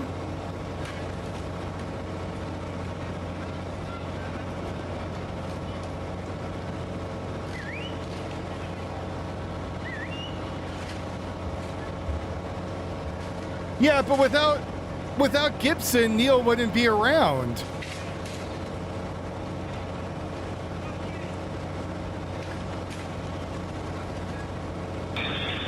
Eastern Engine 1.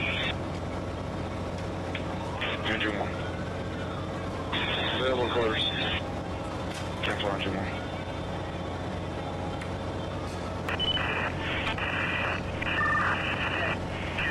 I'm told none of the crew from Ladder 2 has a county radio.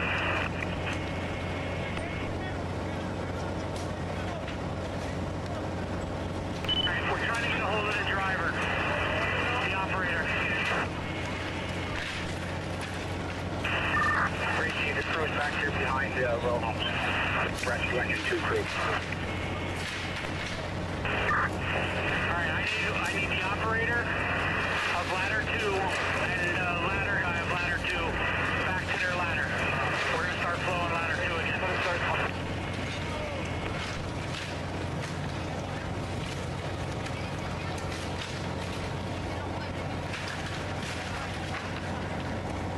Firefighter Barber and Tillman will make their way back to Ladder 2. Alright, I copy.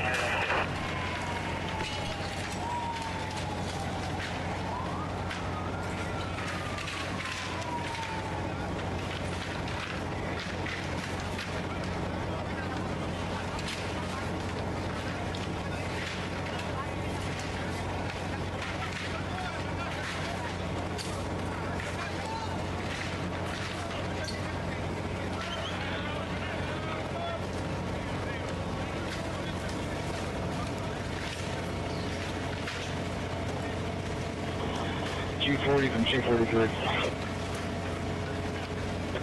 Alright,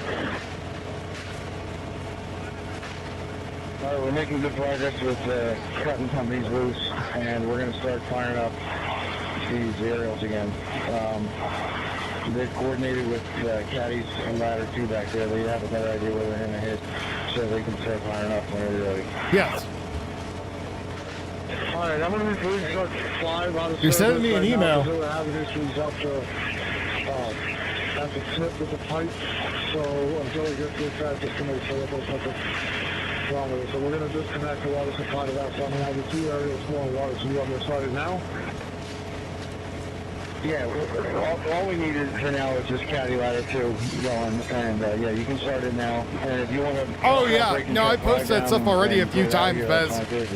It's absolutely horrendous there. Alright, we'll get the caddy ladder going. We can start working on the truck companies that are back here to get out of this area. Okay, so far we've probably cut 5 or 6 No! already. I will not! Hippie, because I swear to God, if I have to read Starship Troopers again and he says on the bounce, like every other goddamn sentence, I'm going to go ballistic and eat the freaking book. Go ahead. 1343. Just to confirm, that was 188 Gordon Street, correct? Yeah, you can reach out to comm center for the additional. I believe that's what they said.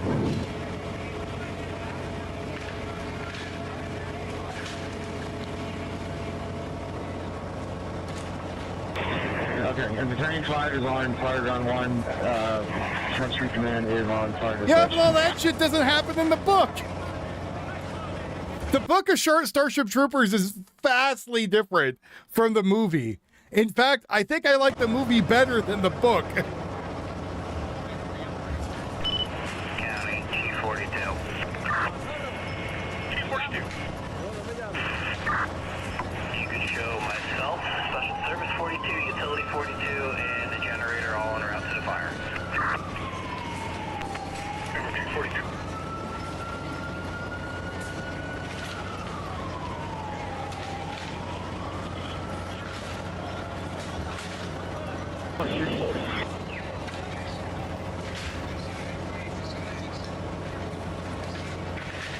Philip K. Dick is a better writer than Steven. G40 from G43. I know. It's just, that's the first book I read by him, and it kind of turned me off to his writing style. Ladder 2 guys are going to put some different tips on their ladder so they can get a little bit of better penetration on their way back down.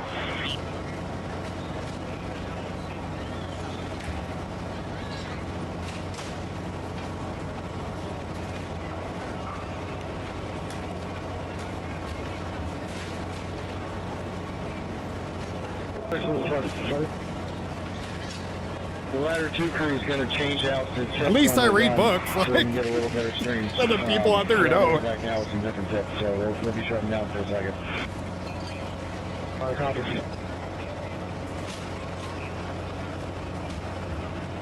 The moon is a harsh mistress? Okay.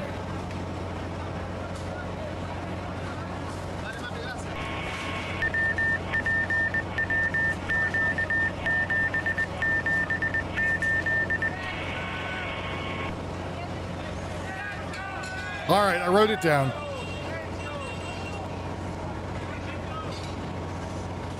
I don't want Stephen King to stroke me in any way. I know what island he was on.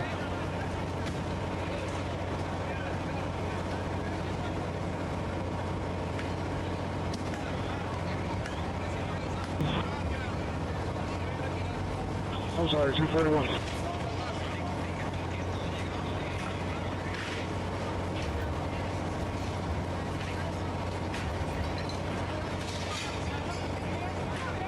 Hey, Pat, play that order.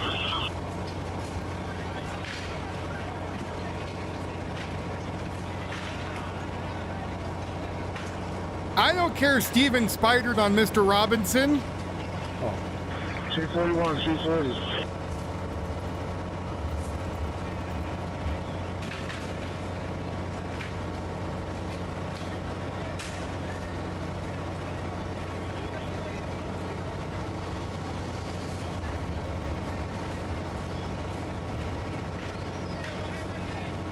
Deputy 231, 240. Got it. So you want to come back here and take a look at Flux Live? We need to make a determination as to whether we keep the service. Yeah, that's what we're talking about. Stephen King nutting on someone named Rich Robinson.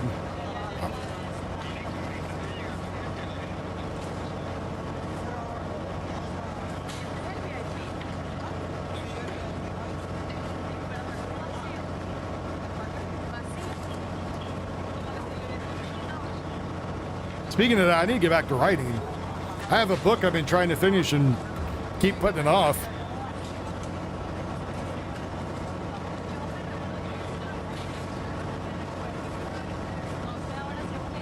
You know what would have been good if they actually took Altered Carbon and properly did it and not some weird Netflix bastardization of it and then miss one of the whole books. I'm just happy they never did the book 13 because that one was god awful. 16, 12, 11, some shit like that. Anyway, same guy who made Altered Carbon, but terrible book.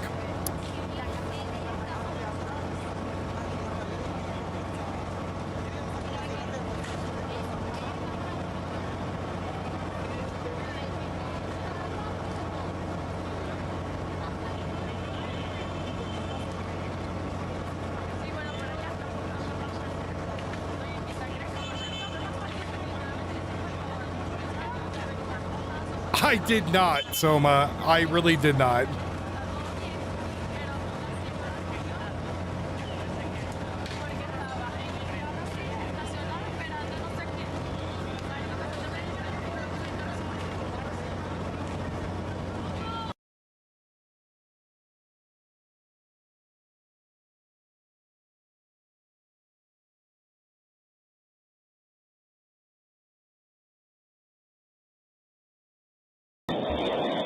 Nothing 10 engine 4, yeah. 10 engine 4. 4 available. 10 for 10 engine 4.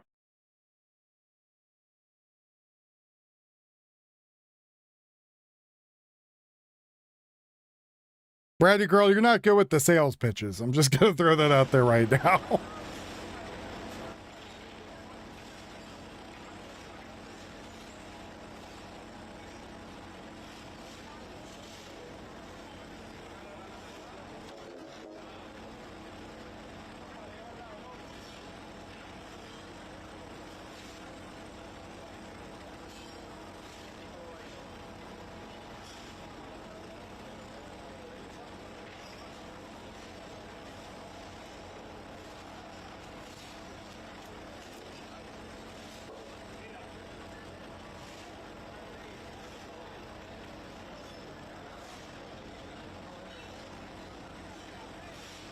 Battalion 2 to ladder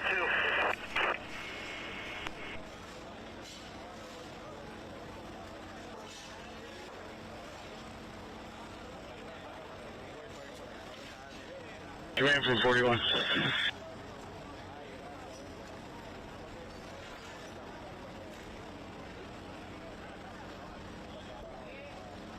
Yeah, always to the right.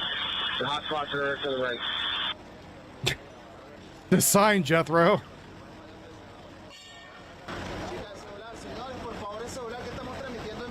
You operator, you're shut down.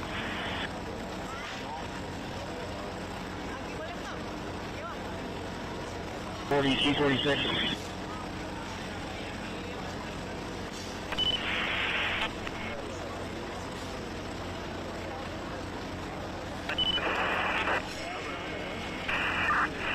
Are you guys ready to operate? We're bringing down the ladder now. We're going to put the skids on, and then we're good. All right, let me know when you're ready to go. Got it.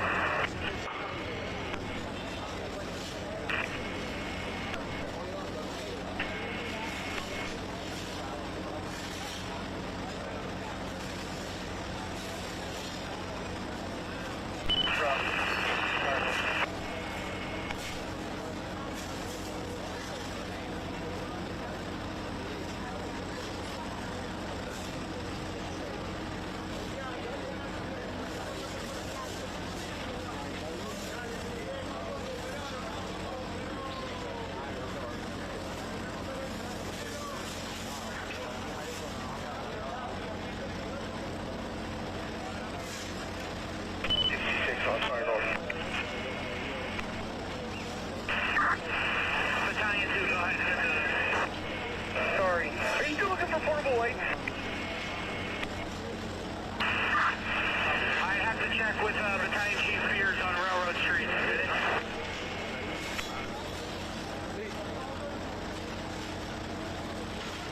Okay, I'll find him. I'll ask him. I'm on Railroad.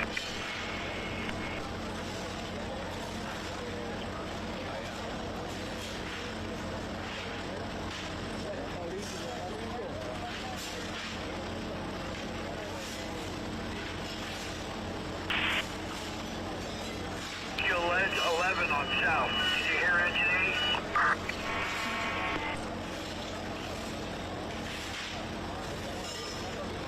Go ahead, engine 80. If you come straight back and then back into the road on your opposite side, I'll get by you and I'll lay out. They've never heard the stabilization.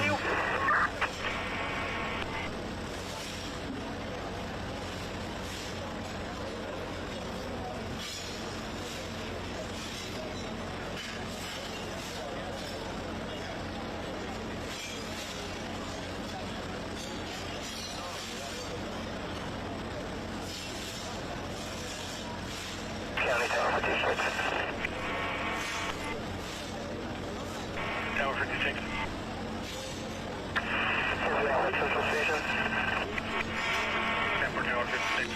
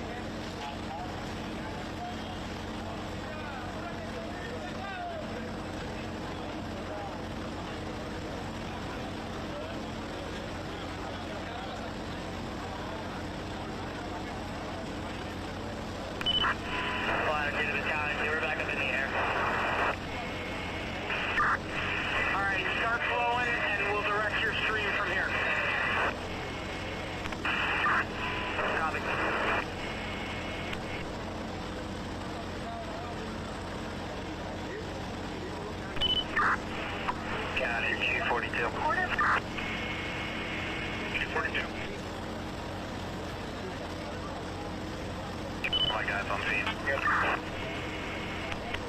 Number 242.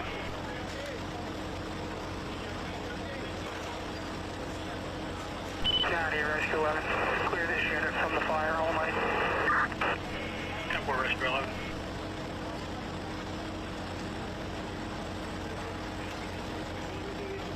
Police from the scene going back to West End.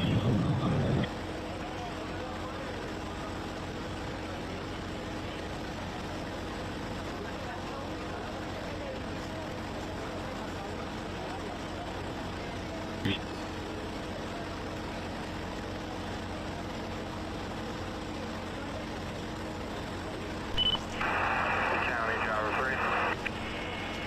Tower 3.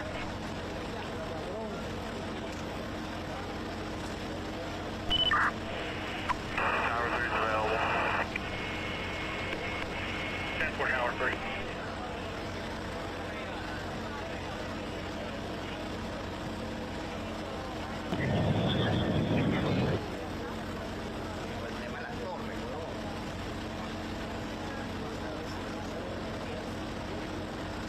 We'll all be dead by that point, though, Bess.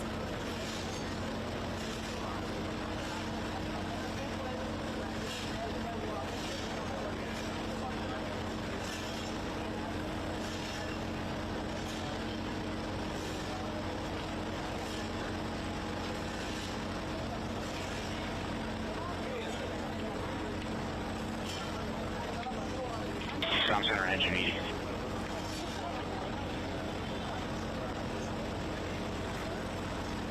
Engine 80. Alright, it's completely up to you. If you guys want to kick loose and go back to your station and get cleaned up or anything like that, or if you guys still want to go to the west end. I have a unit that's at the west end now covering there, but it's completely up to you guys. We'll head in the west end and we'll take that county unit loose when we get back. Helpful.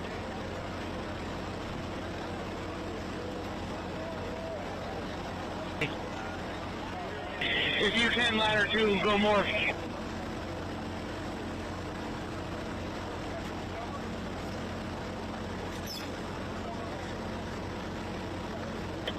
I'm with 2 volunteers helping me show me to cut them loose. Engine and trucks. And are they like free and ready to go? Yep. Keep it there, ladder 2.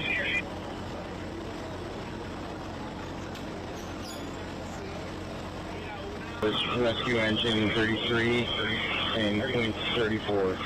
They're not committed if the vehicles are just manpower. You want me to come loose? Yeah, you can come loose. Truck 2 from 243.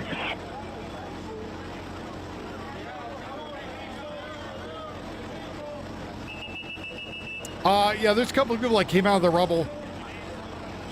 The problem is I guess their hospitals are dog shit, and there's a chance that they might get them totally out, have them in the hospital. Hospital can't help them, they end up dying. Truck 2, which unit is supplying you water? Engineering. Okay, is there a ladder or a quint behind you that's not set up?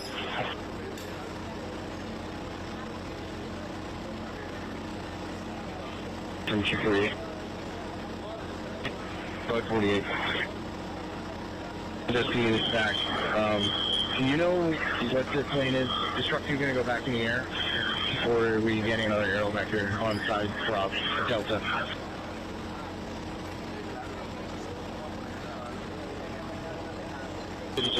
I do not see Quint or another aerial behind us at this time. Alright, 10-4. And truck 2, you're currently flowing water, or did you stop? Negative, we are at this moment. We still actually have our supply, we're just the cradle. Alright, so maybe before we get you back in service again, Chief 41 was looking into the possibility of moving you a little bit closer. So know, before we get set up, let's just talk about that one more time. Copy. Where's someone entering that at this moment? 10-4. 2 minutes before you, I'm not sure if you're aware that status was working with Battalion 5 on stat exposure. Little building that's on fire on the Delta side.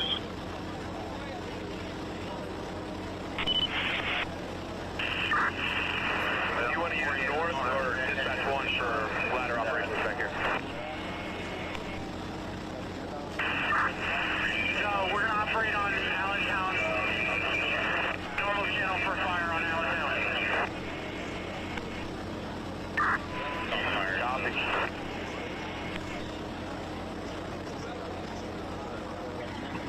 Thank you.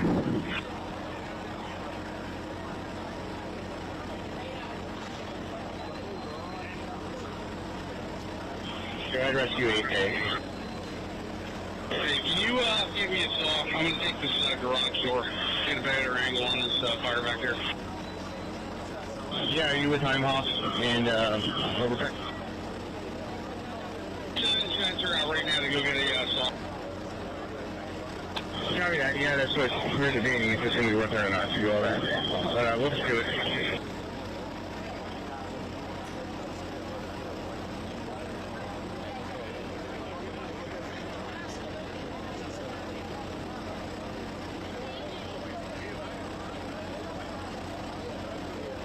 And from Deputy 27.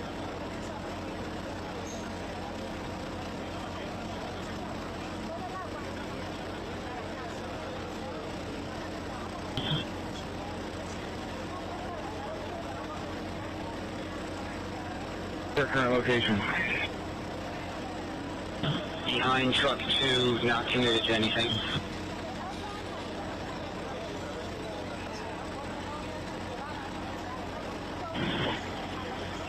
Will 27 be the supply engine to truck 2 or negative? We don't have any water to our engine right now.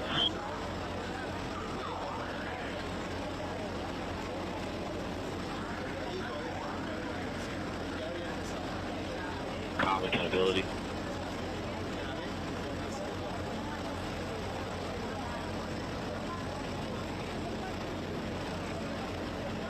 P7, stand by 1 second. I'll get back to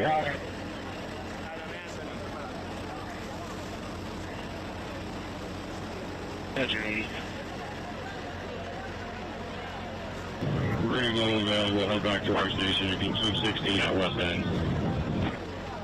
Except for engine 80.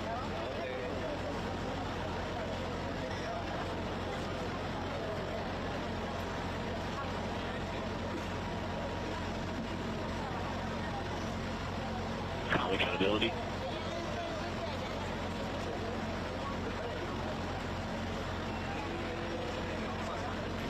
There is an estimate toll that's 44% possible that anywhere from 10,000 to 100,000 people could be killed. There is no official amount of people who are dead. They have no idea right now. But what they do know is it could be up to or more than 100,000. Or it could be 1,000. They really don't know.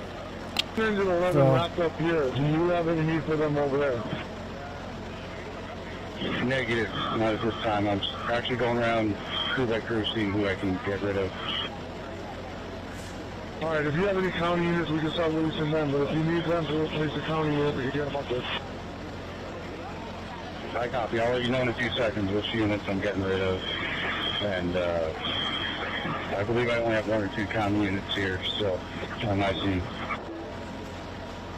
What's the status of the fire there right now? Overhaul mode is mainly knocked down. Just kind of giving it a few minutes to see if anything clears up. Yeah, there's not going to be any numbers for a long time. Chief 40 from Battalion 1. Sorry. Chief, if you're sending any volley companies off of the scene, let me know. You'll start sending some of these. We're getting stacked here with multiple pieces at stations. Yeah, we released Emmaus. and handles it. Okay, I got Easton's engine here at Central, and I also have Tower 56 or 53.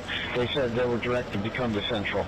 I do have a tower at Hibernia, so I'm going to cut these guys here loose, the truck company. That sounds good. Copy. All right, thanks. Hey guys, I also cut Rescue Engine 33 and Twin 34. They went back to their stations. Where are the dead people? Probably underneath all that rubble.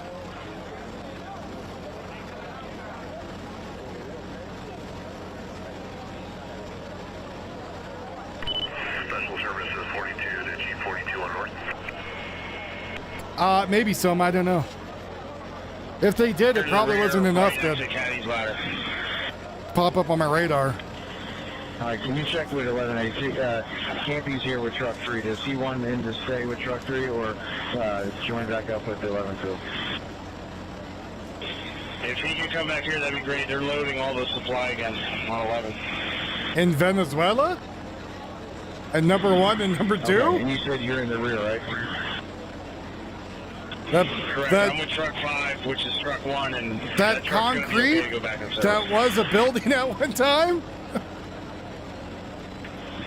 All right, Campanella's on his way back now. Possibly a very tall building. An earthquake happened. 7.6. Sheet 41 from Battalion 1. Cut. Call you by cell phone. Can you answer? Yeah.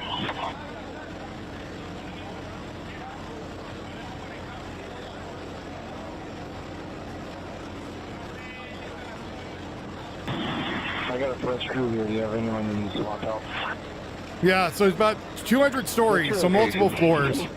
Fell down. This is just one of many buildings. At the command post. I got a crew of 4 ready if you need one. I'm going to come do it face-to-face. 10-4.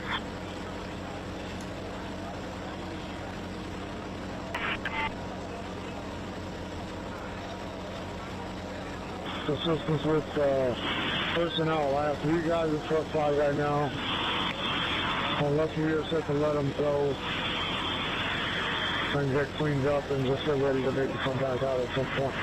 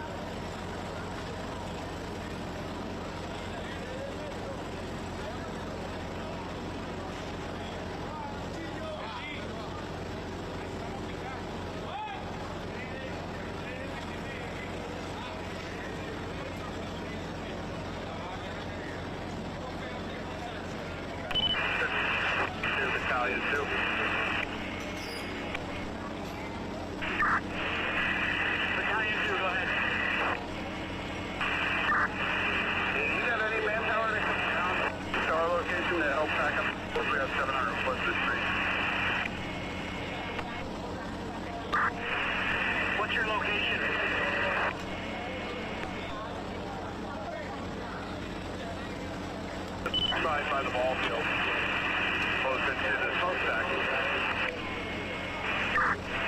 All right, stand by, let me find out.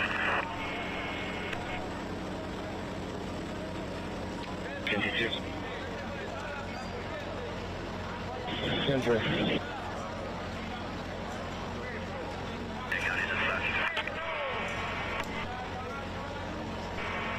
Rescue Engine 14.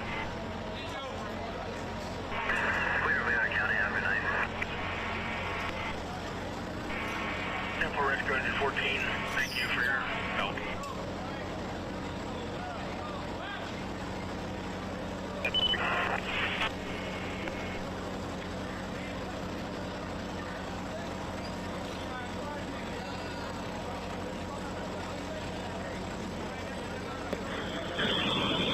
Truck 1 crew, come on and help engine 11.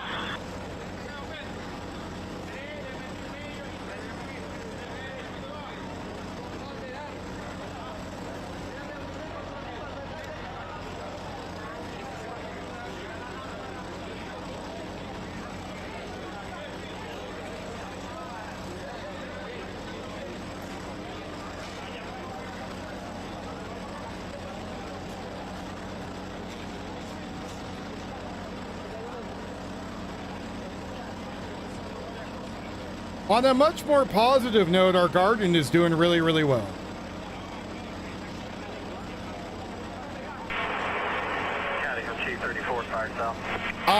We've already been blamed for having earthquake weapons. That was a thing that started in the 80s.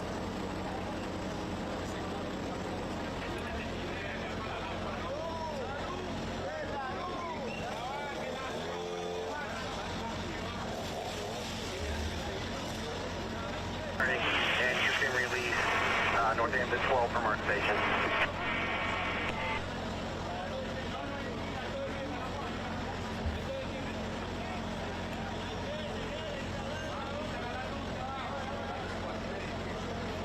Command from 38.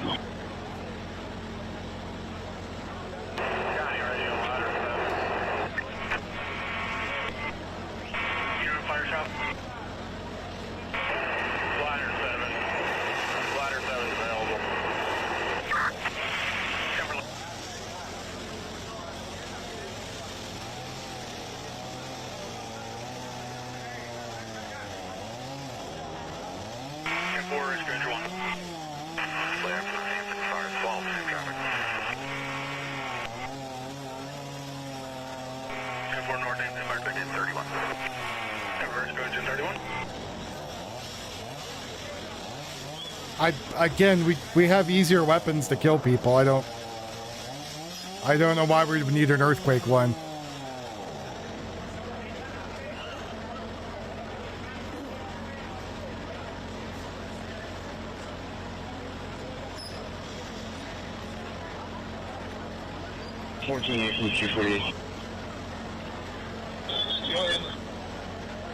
Can you get your driver or someone else to take his place? Move 14. We get this engine 27 out of here.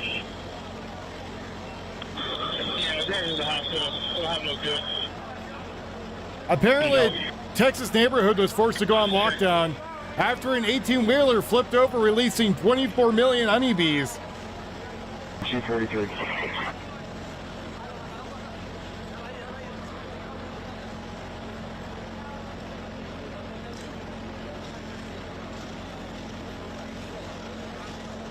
Either 240 or 11A.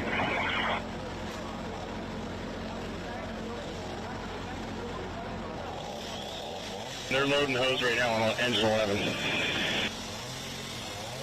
So the utility 13 is coming back to help them with 4 guys on it right now. Copy that.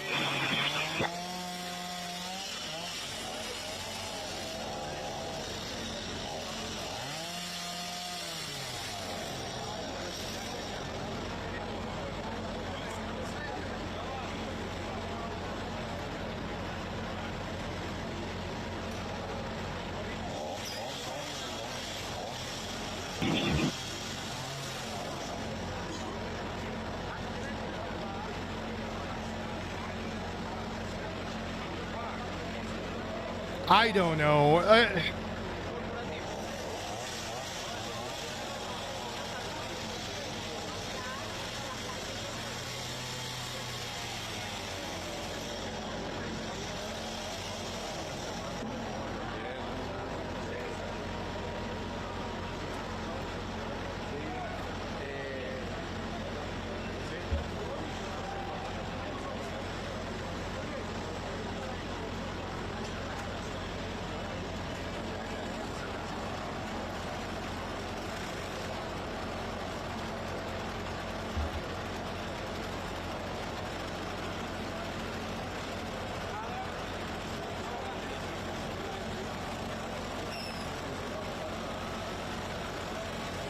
There's a certain point where I just be like, people are just fucking retarded. I just move on with my day.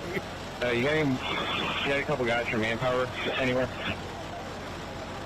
I just sent Utility 13. Here's my last crew for now. They're in the backpack and hose.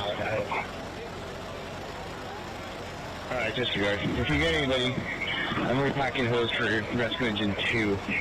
I could probably use a couple more people. Alright, I'm working on it.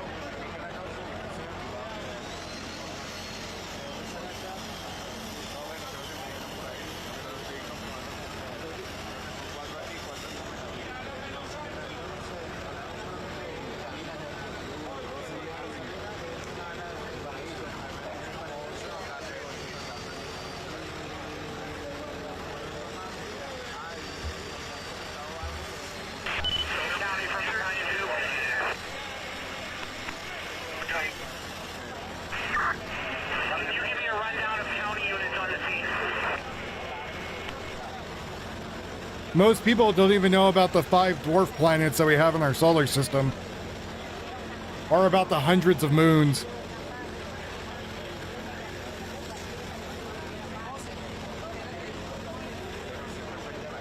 Five or 8 of them, I forgot how many dwarfs. You should have Station 42 with their apparatus. Rescue Engine 24, Engine 32, Rescue Engine 2, Rescue Engine 39, Rescue Engine 20, Ladder 2, Special Service 29, Engine 37, Rescue Engine 11, and Ladder 7.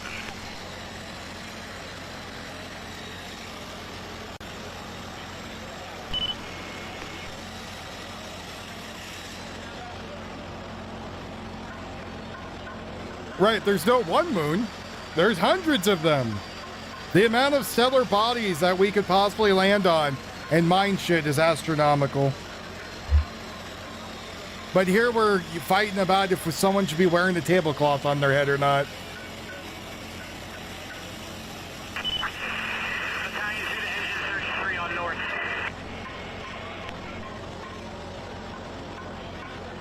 $98 from 48.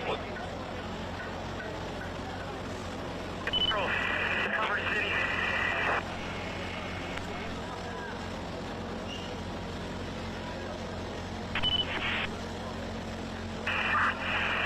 Thank you.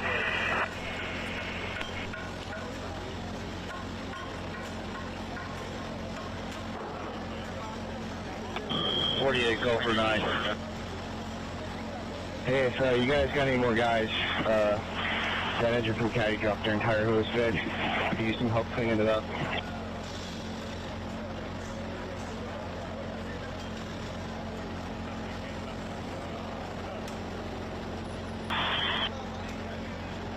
I'm hoping your guys are in okay condition. Can you That's right, clear up you Soma. guys between yourselves and truck 2, help clean up some hose from Katasako's engine? They dropped their whole hose bed. Copy. 48 from 8A. Stand by on that. I have 2 guys that can help with that. Well, where are they at? They're behind engine 9. It's like, it's gotta be 2,000 feet. Alright, I've done great. Gracias.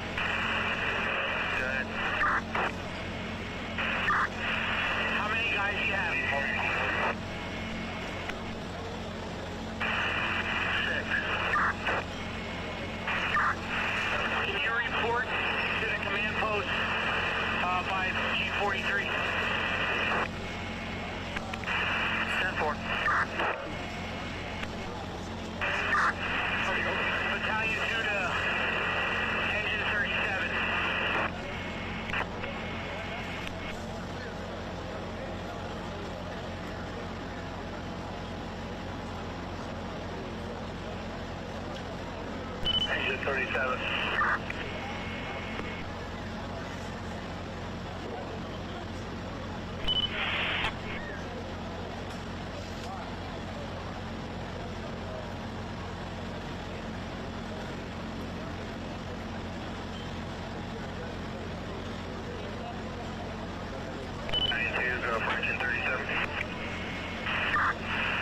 What's your location and how many guys do you have? Who is your daddy and what does he do? I have 4, 3 of us are half a block from you watching these 2 Wildfires on front. All right, disregard, you guys see what that job does.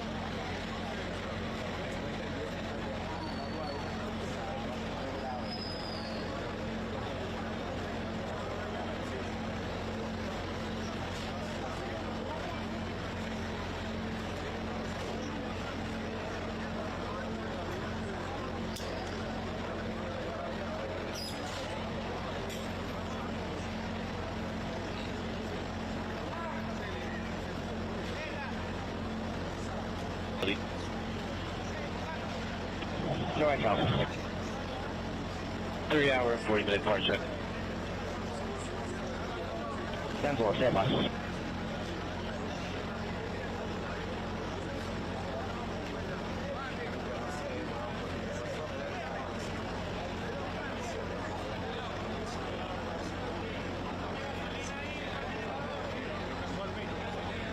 Apparently, a 17-year-old French boy was beaten to death by migrant gangs in a brutal ambush in Narbonne, France.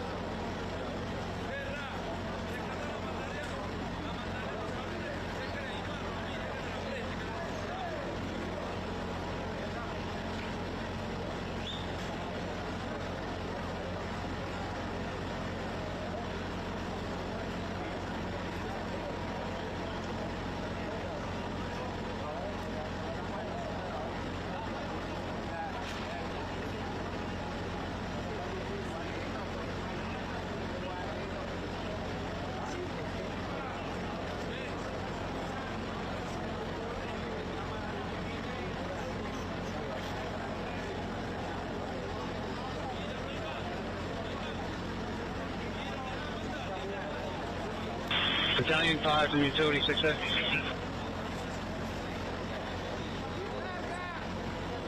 Are we still on Fireground 1 or do we switch back to 1 channel? I'll check, but as of now, we're on Fireground 1. I'll let you know in a minute. Nobody knows the channel they're on.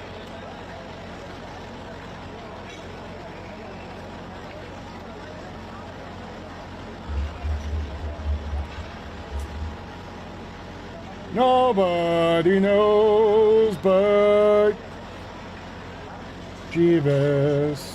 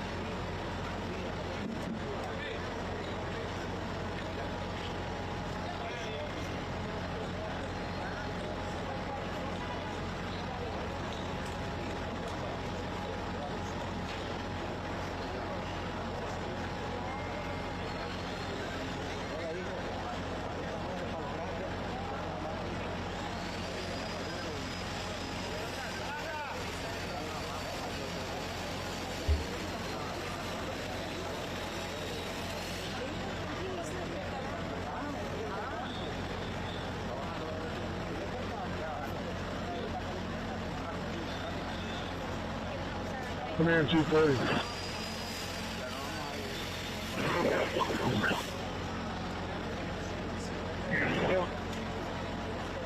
Go ahead, 240. Alright, so we're going to be replacing the platform engine with engine 13. Engine 11 is wrapped up. Do you want to put them back in service and keep them on the scene, or do you want to send them back? You can send them back and then release whatever companies are covering that station. Alright, copy. She's 40 from 11A. I'm right next to your engine. Yeah, I'm down the street here. We're going to help Hanover wrap up their engine quick, and then we'll get on our way. Alright, copy.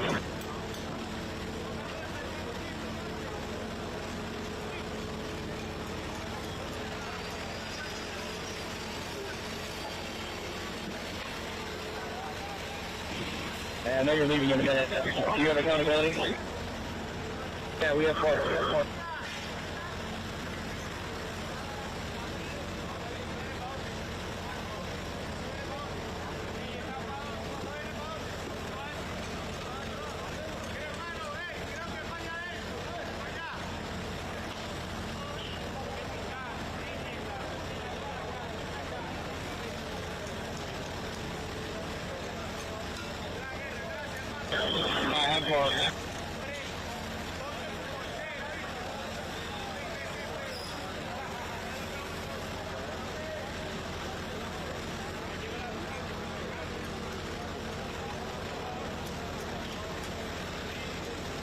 Engine 9 has 4.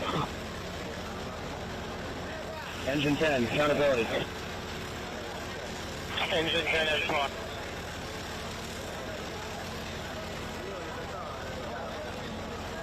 Accountability. 13 has 4. Engine 14, accountability. They used to use people's heads. They didn't bounce as well. Truck 2, accountability. Truck 1, accountability. 1B and 1C are on Front Street. 1B is on Riverside Drive. Copy.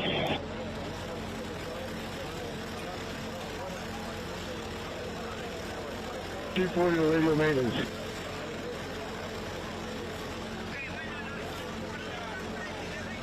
He's on still in the front window, and there's lights in the ceiling on.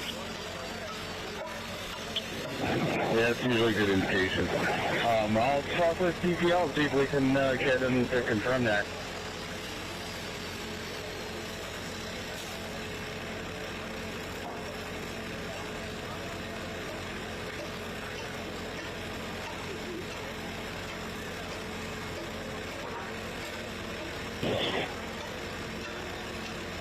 Hey, can we have somebody come over here and lock this weight back up? No, no, Soma. They're all hand-holding hippies. And boy.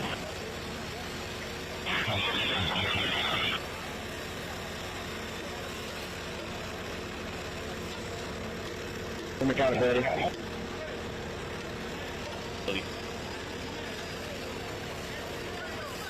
Accountability.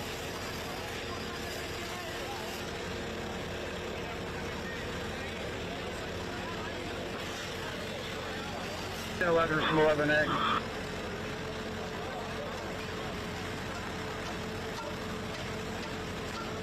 Can you get out of where you're at and start working your way down towards us?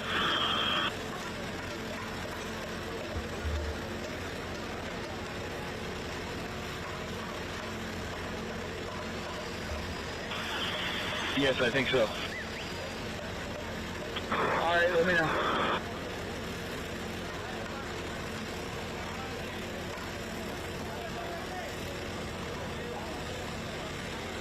This is C40. I have 2 extension ladders back there, 1 yellow and 1 green.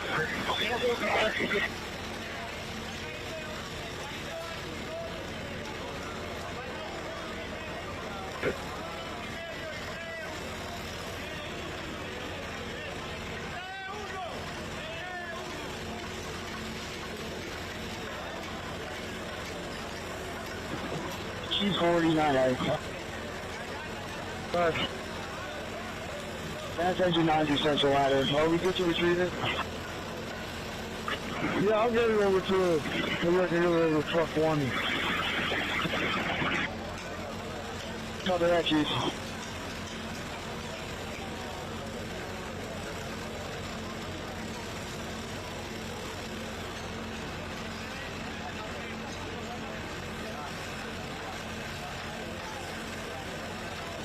Ground 1, we're going back to F1. All units on fire ground 1, we're going back to F1.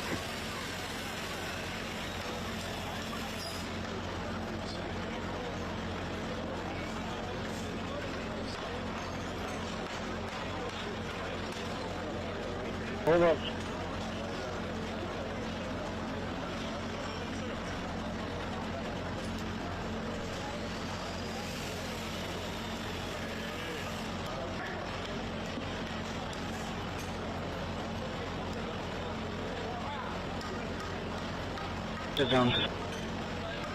Copy that, thank you.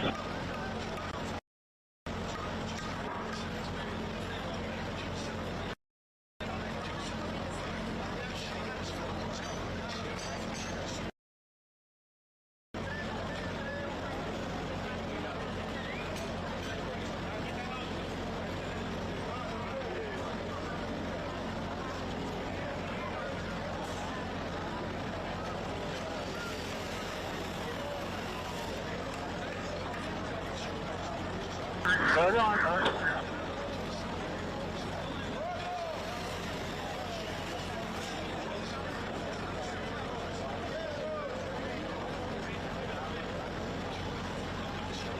Overcharging with heavy truck. 13 copies.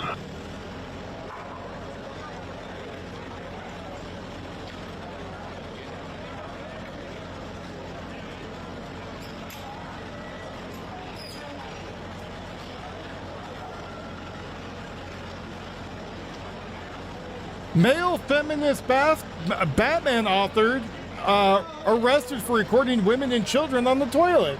Oh. Oh. Go ahead, 240. Alright, so we have truck 5 available. Do we want to just send Caddy back and just set up truck 5 and have them flow the rest? 408 for a BLS medical alarm 67 Lincoln Borough, George Dillard Manor, 425 Coates Street, apartment 408, Clark Street, Chestnut Alley, BLS medical alarm.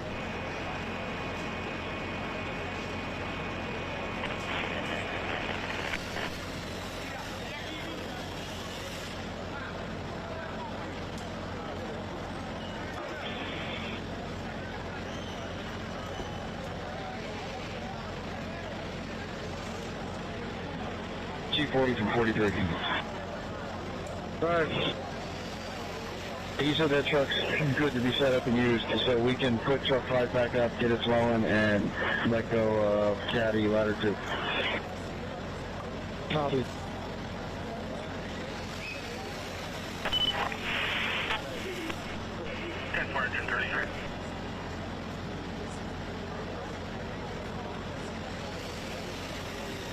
Ooh, 240. We're making our way now, Chief. Alright, 13, just hold up. We're gonna hook up truck 1.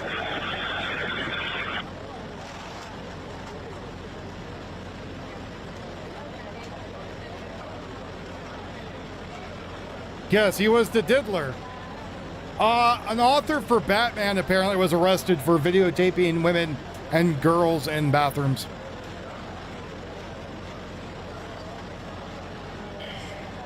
Well, whatever he did.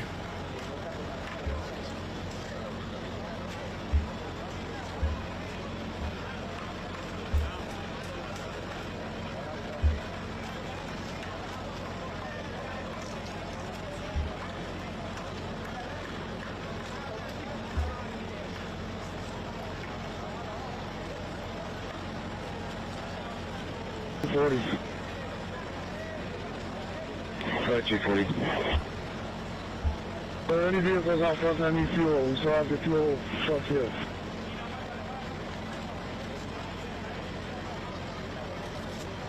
Announcement for all operators to check their vehicles. There's none that I know of, but I wouldn't be surprised if there are. Alright, so stay here. Just let me know if we check. Copy that.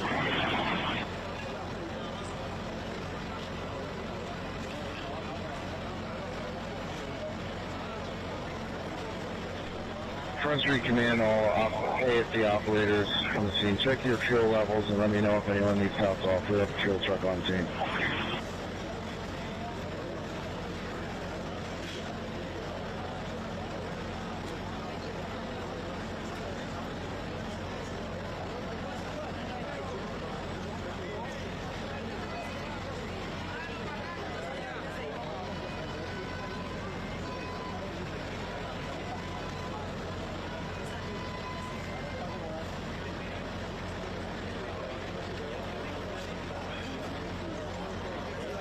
Superman sucks too.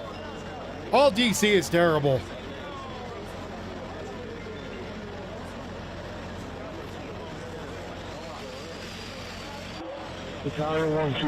Wonder Woman, more like Wonder Pain in the ass.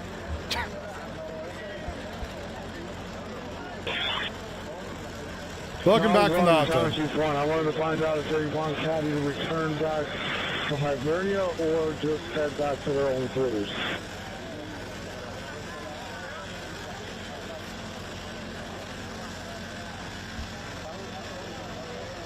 Batman's all a lie. The entire story of Batman is just people filmed him like some sort of Truman Show. Alfred didn't want to see Bruce having to deal with the mental anguish. Do you want ladder 2 anywhere or do you want to send him home?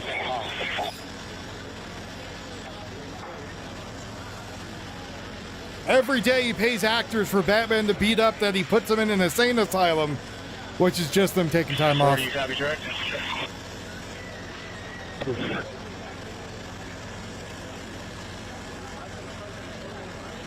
Just a big Truman Show.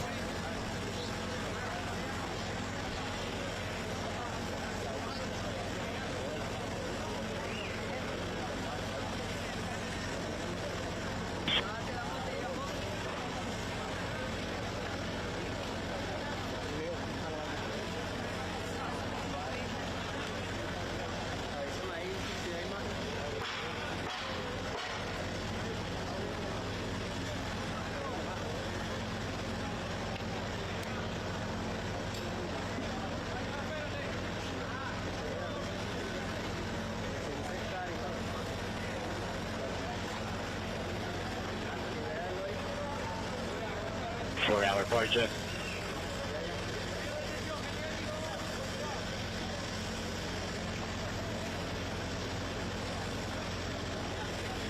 Accountability. Chuck Long got them all beat. Terrible.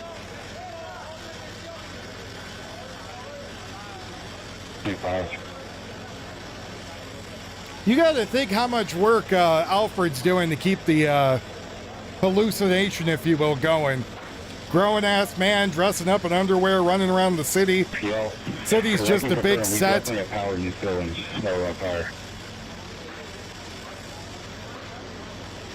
Alright, I'll look for him. Now the scanner is for Pennsylvania. They were in a pickup truck down by truck 1 on River Drive.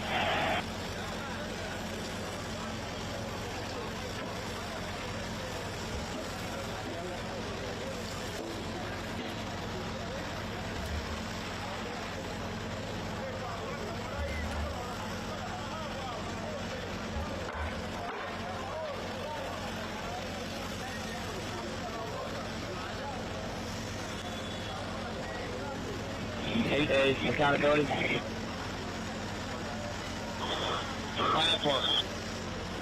Well, apparently Superman did bang Lois at one point. I was curious, so I looked it up.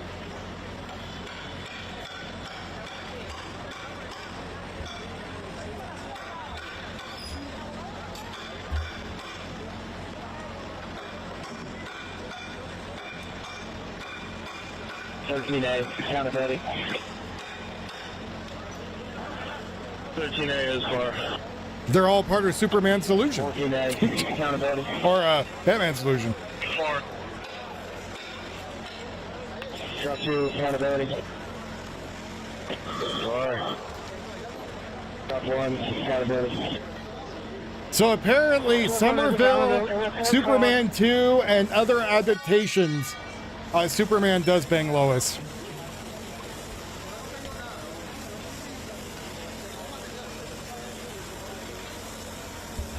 A, accountability.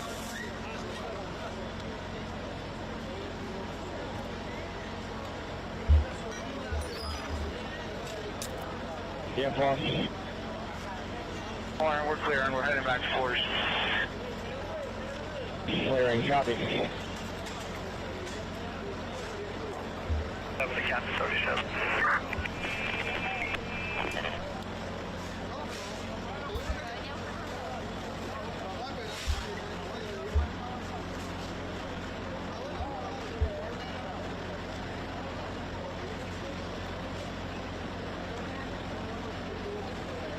See, I believe that Marvel had better storylines.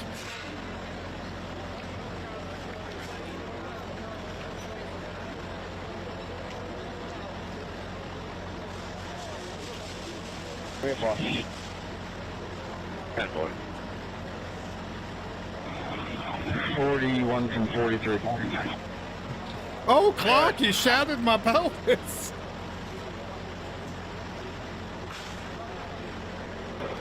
When you're done evaluating back there, you're going to come back up to your command post, correct? I'm coming to you now. Hold on 1 second.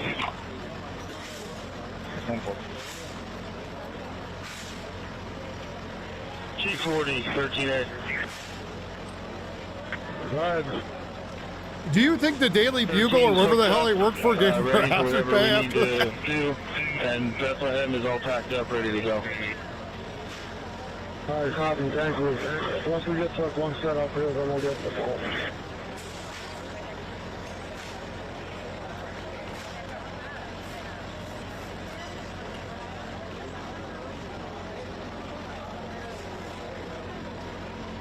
G40, we also have County Unit 37 back here. Do we need them yet?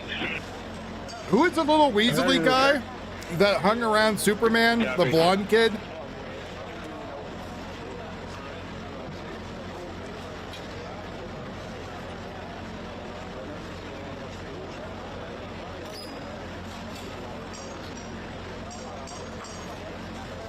Jimmy Olsen? I think that was his name. He's in the closet watching it happen. That's right, Clark. Give it to her. 9-5 from 43.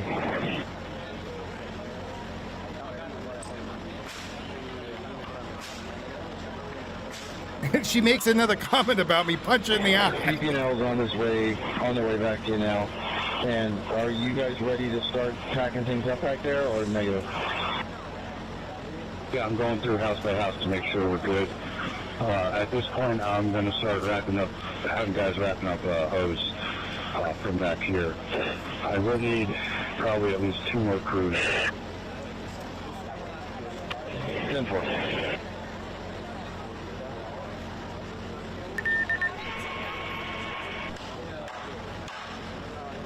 Representative from every department, Lehigh County Department, to the command post at Front and Gordon. 1 member from every Lehigh County Department on scene.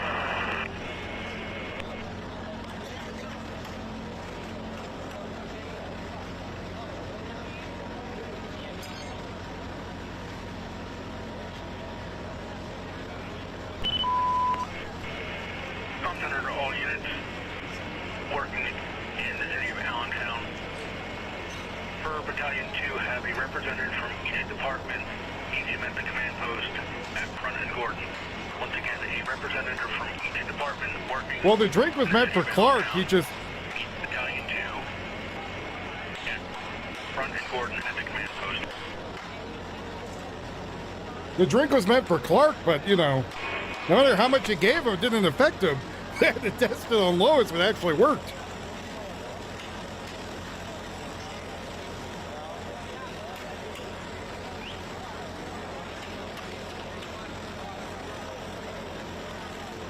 Silver Surfer was Marvel.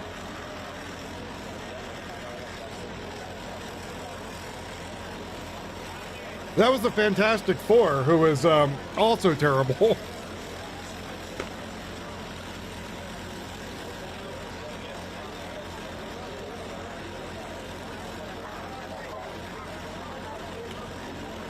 Fantastic Four, the only difference between them and every other mutant is they had money.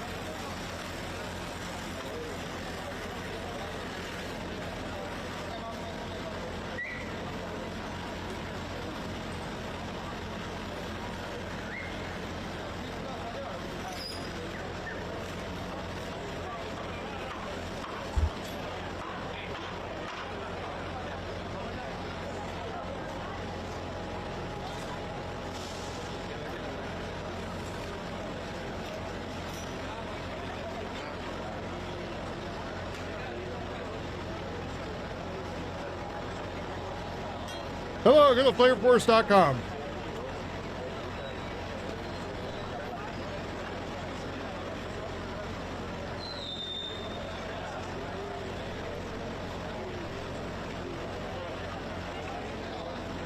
I mean, Marvel had like a bunch of just really complicated storylines too. 99.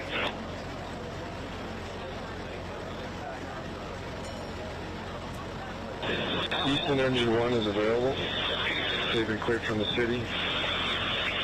And Lico Engine 3311 is in service at Central. Spider Monkey? You mean Sea Monkeys?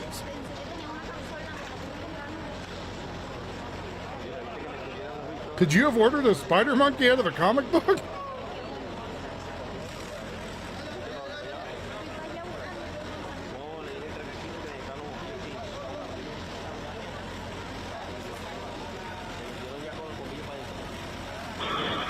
T-48 from 8A.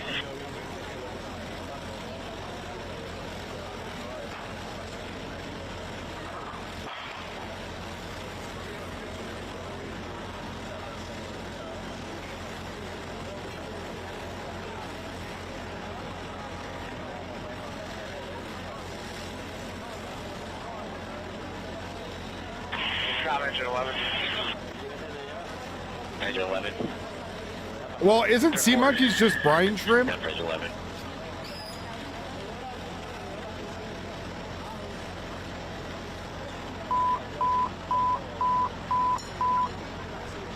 Engine 16, 1940 Livingston Street, Crusher, Bath, and Bayard. I left assist.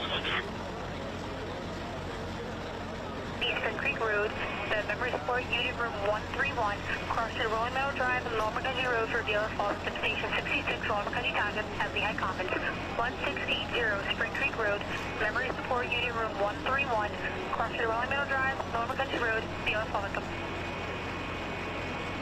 Yeah, possibly a lot of dead people, Fritz. A lot. Or maybe seahorses? I don't know. Oh, they are brine shrimp. I was right. I don't know how I knew that, but apparently I did. Which is weird. The random shit I know. Alaska, one of the few states I would love to move to if I was a millionaire.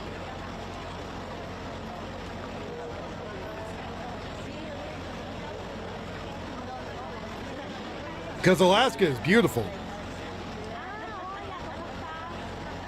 Found a few pieces in the river at the spot. Well, that's pretty cool. G40 from 4A. Yeah, I seem to remember Jim Lee's. I'm not a huge comic book fan, but I mean, the first time I went to a comic book store was with friends. Hey, change the plans. Just start wrapping up. We had friends of the family who owned a shop. 13 copies. G40 from 4A. And I quickly discovered not all comic books are made for kids.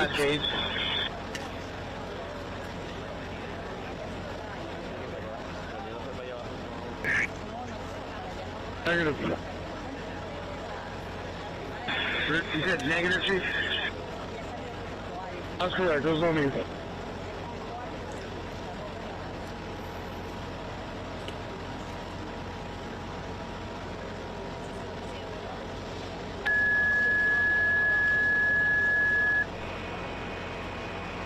slated to Monroe. George Dillard Manor, 425 Coon Street, apartment 408, Cross Street, Chestnut Alley, for Veal Medical Oil on station 67, slated to Monroe.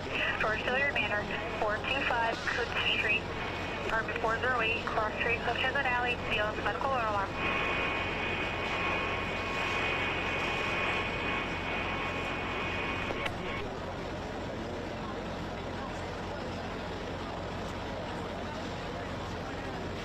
Again? 318. The house to the north of the gap.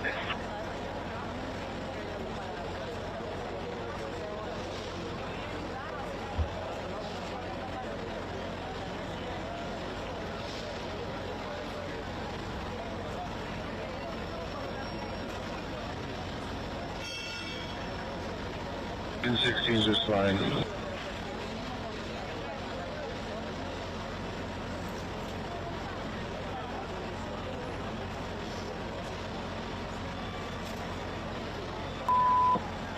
.1940 Livingston Street.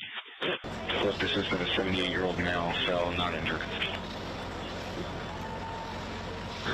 Engine 16 copies. 1940. Don't be surprised if they start looking very American. Because we were one of the few people I think that offered help in the first ones.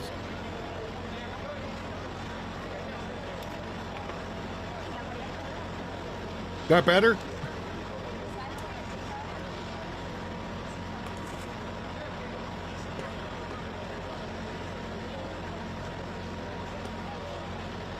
So Ruckus, I think I've decided I might go mule deer hunting this season. 948. Some of the hose from 6 is flaked out throughout the seaside. We're only going to get what we can get from the corner. We're not going to compromise putting personnel back there. Yeah, they put the high vis on though. I'd have to go reprogram. So that we can get it later on. But the mule deer here, you could just like walk up to him and knife him if you wanted in the neck and be done.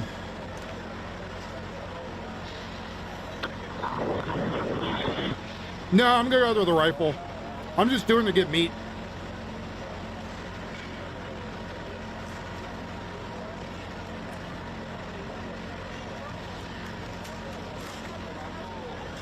.7-something earthquake.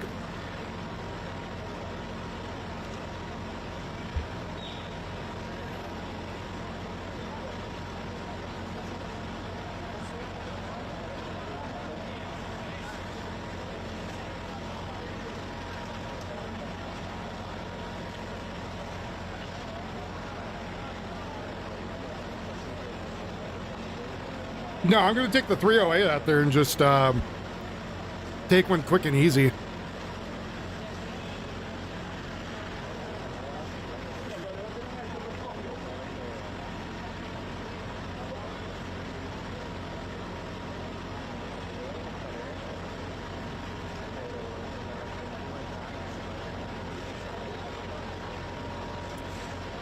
Right around where I live in Oregon, up in the mountains, over by where the hell forest is that?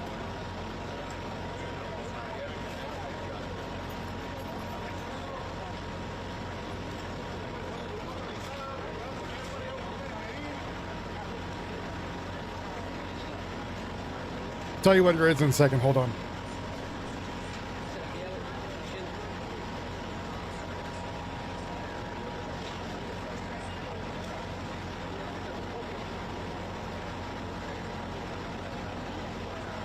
Yeah, we have mule deer in Oregon.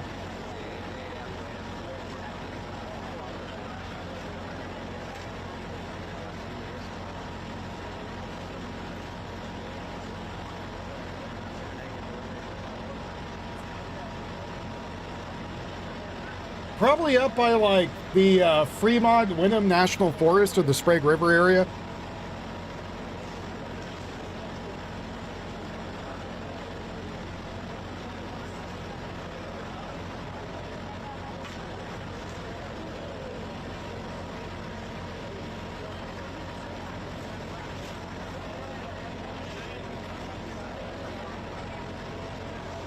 Teams on the scene, Livingston 10. 10 for engine 16.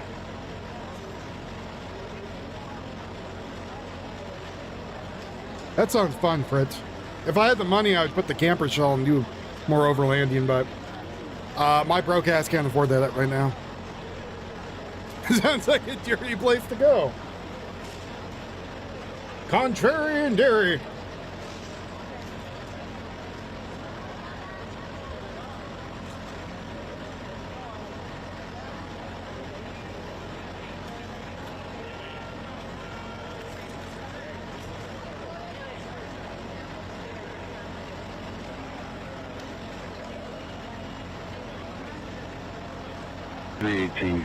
From the time fire.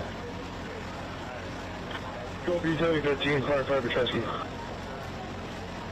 The hot spot was side A, 3rd floor. You'll see it when you get out there. Yeah, there's fire in the AV corner. That's affirmative. Where you parked at? Riverside, the rear destruction.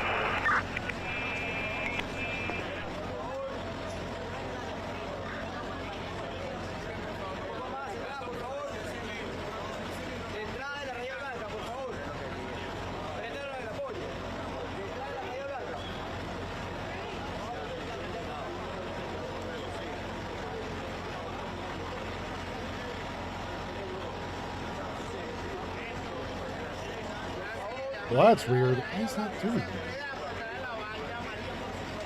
What?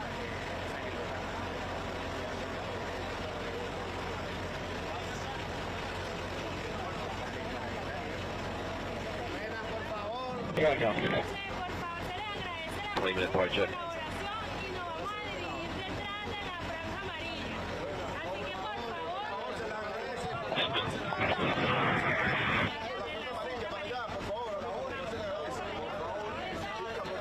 We're 95 from Battalion 1.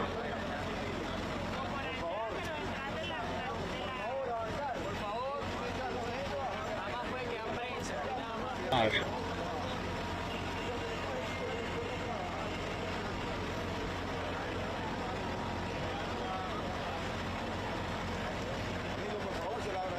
Battalion 5 from utility 13. Can we use another guy on the speed line? I'm sending Wilder and Walker up there for you. You got fire going on the exterior side. Yeah, we have it all opened up in the front bedroom. It's very pretty good. There could be anywhere from 1,000 to 100,000 dead. They don't know.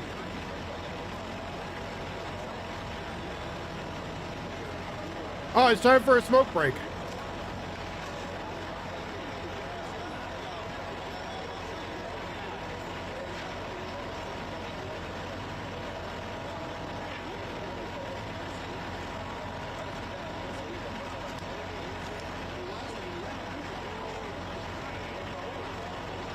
They recovered some people. Am I worried about living on the West Coast? No, I'm not.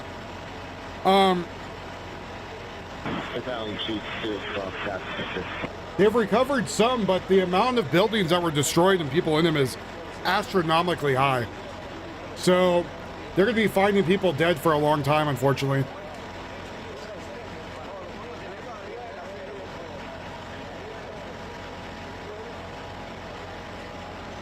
From Jam 22. Go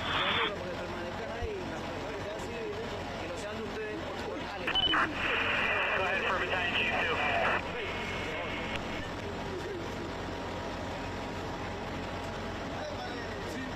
2. Aye, aye, aye, Rackets Gringo. We got no stinking building codes here.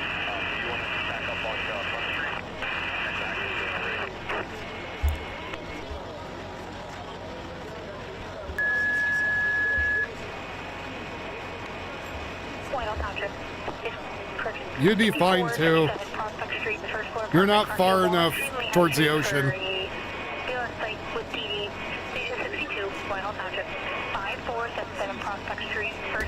The river might overflow and you get a flash flood there, but that'd be it. There's a lot of hills and shit you got to get through to get to you.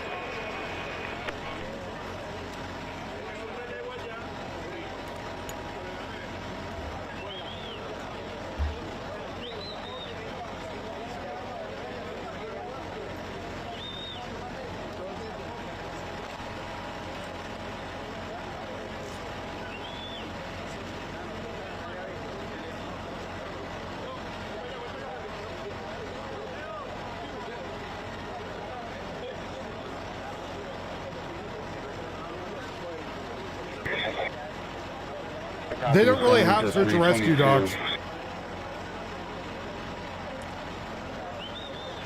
Way too poor of a country.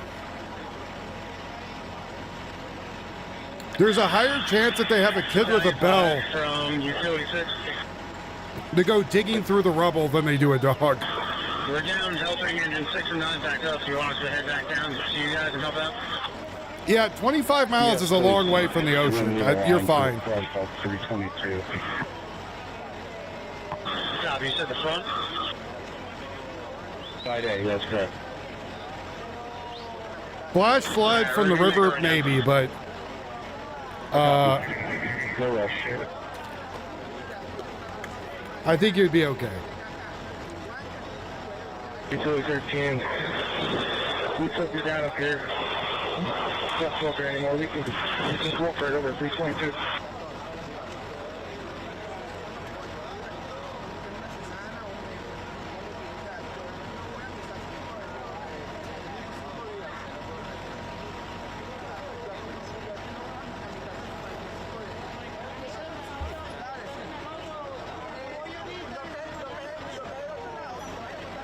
Yeah, those are fossils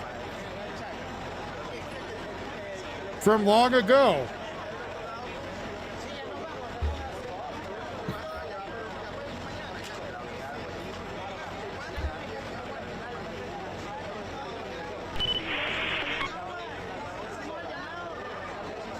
Day, kind of day.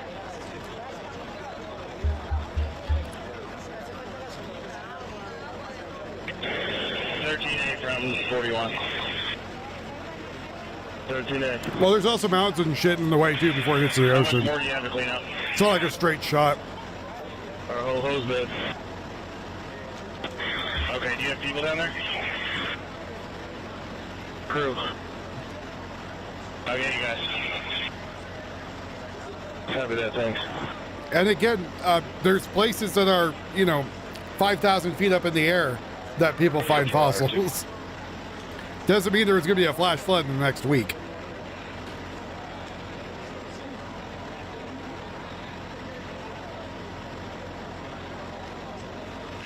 Accountability. I have 4. 9A, 4. 9 has 4. 10A, 4.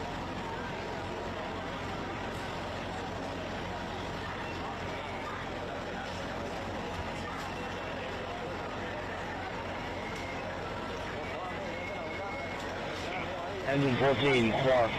And the 40-foot tidal wave, that's a big wave. Truck 2, 4. 4. 4. Truck 1 is 4.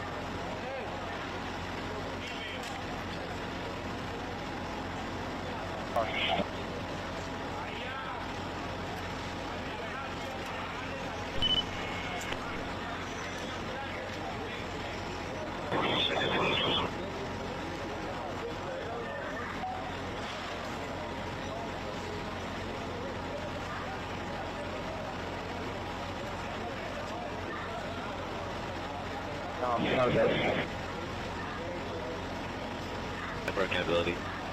Well, I just asked the robot. It said you're fine.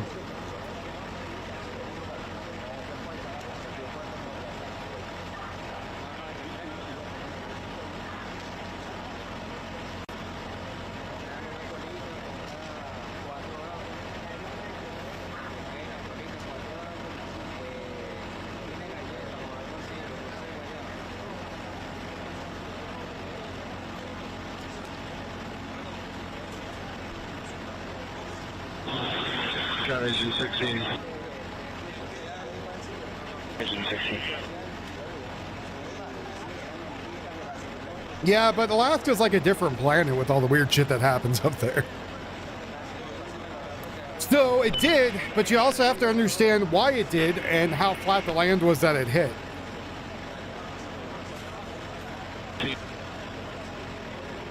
Engine 16. You can survey were available. 10 for engine 16.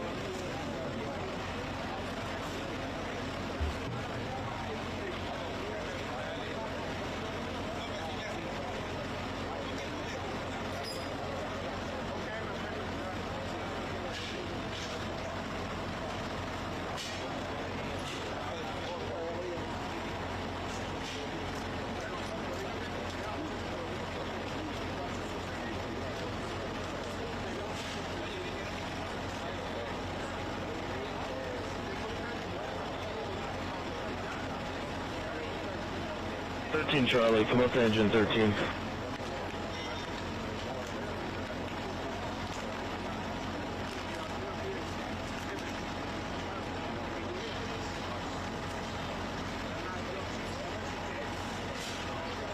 So that was 1958, and it was 1,720 feet run-up height.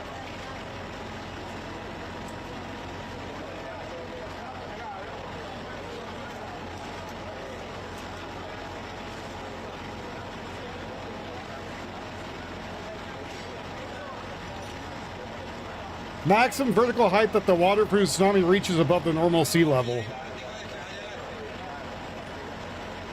Okay, so it's not the, it's not the height of the wave, it's the maximum vertical height that the water of the tsunami reaches above the normal sea level as it's rushed onto land or up a slope. So it's not like a big 1,700-foot wave, it's the wave as it hits goes up that high, if that makes sense, right? Because the force of the water behind it pushes it up. Those vertical surfaces. It was not like you looked at the ocean, it was a 1,700-foot wall of water rushing at you.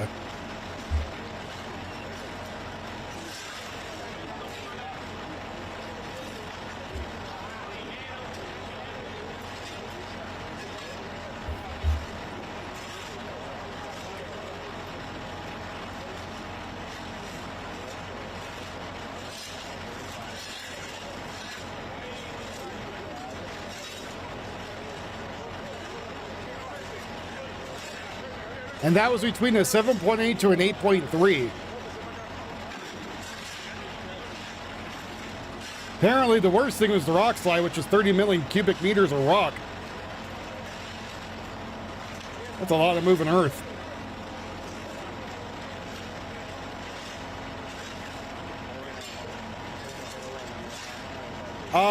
Let's see. Then the 2025 Tracy Arm mega tsunami, massive landslide near South Sayre Glacier, produced a 481 meter, 1,578 foot wave, and now a second highest record ever. And that was because all that rock hit the water and splashed up. 13A from 41. Killed 100 people. There's another one, 1964. Killed 100 people. Hey, whenever you're wrapped up, just let me know, because I'm going to kick Beth on loose to the east side. Copy that.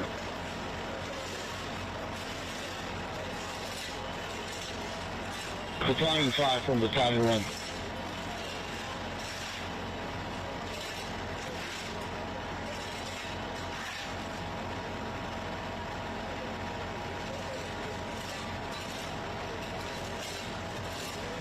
Well, I didn't. I knew about that, but especially since the 2025 one we covered, but yes, everyone else got to learn something.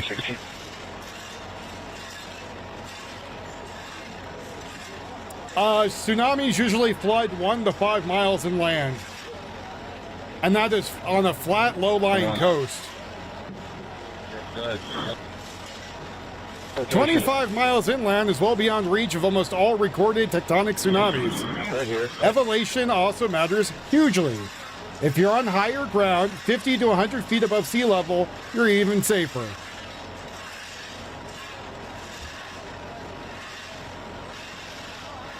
Zim's earthquake. 35 to firefighter Crawford on their way to it. You're going to need a hound to find you when the rocks go on top of you. Yeah, you can remove that ladder from the seaside. Okay, you know who it belongs to? Do not.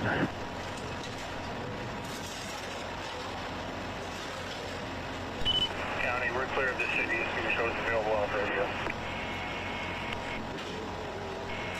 10 responsive service for you.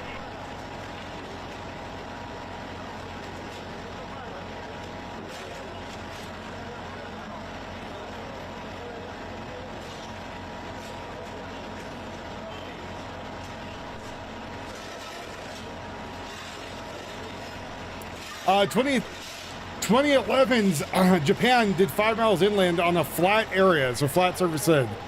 3 miles in Sumatra, Alaska, mostly coastal with limited far inland penetration. Yeah, so 25 miles, no risk. You're fine. I believe so, D-Ball.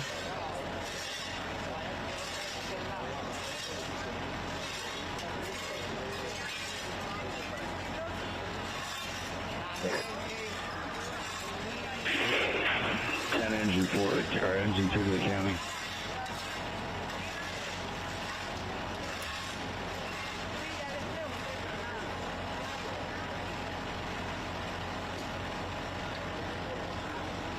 Truck 1 to engine 13. Go ahead. Are you using a ground ladder?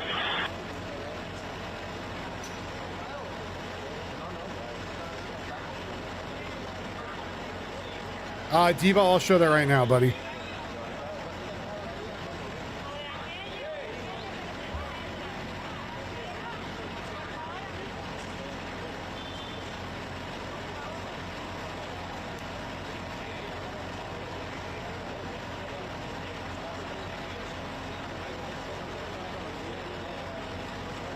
Oh, I bet.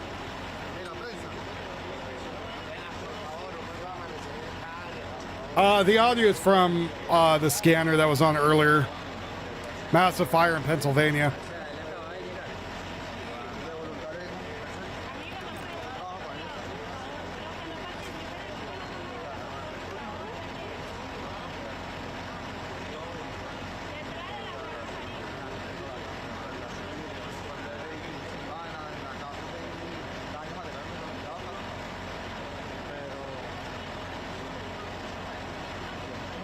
They have no programs for it.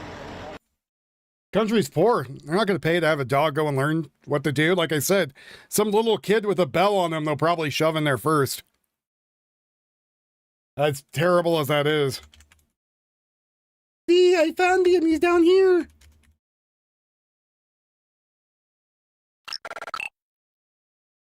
Starline has just hit $20.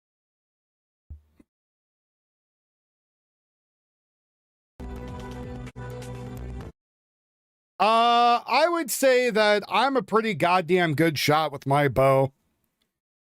And I trust my bow a lot, and it has very high penetration, and I do not want a bear to shove it up my ass when I shoot him with it, and the bear shrugs it off and then proceeds to take my bow, which has a lot of pokey ends on it that are like right angles, and jam it in my asshole. Yeah, no thanks. Deer, sure. Elk, all right. Bear, no. No, thank you. With a bear, maybe like a, I don't know, a 50 caliber or something. Actually, all jokes aside, when I go out camping, I just bring a shotgun with me and my 357. The 357 is not really to kill the bear. It's more to make a lot of noise. Keep the bears and cougars and wolves and shit away. The shotgun's for the bear, because that's a 1/2-inch slug going into its head or body.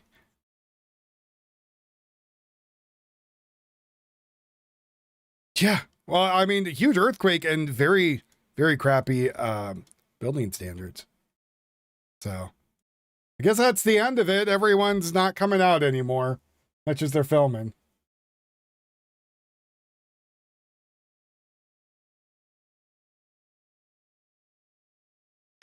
So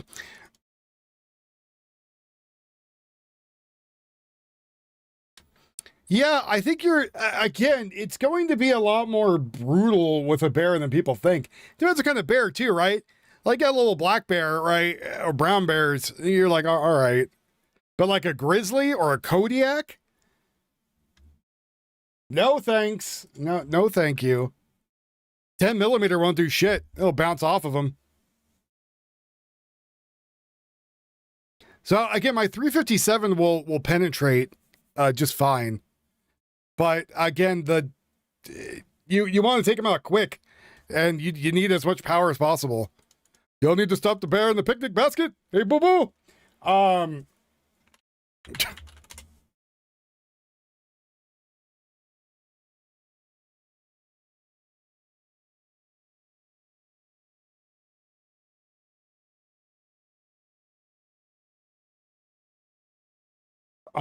South.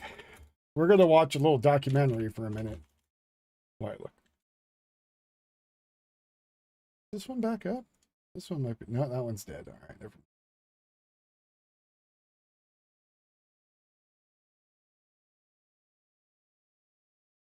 Let's see. Do we want Into the Shadows? Do we want Brew?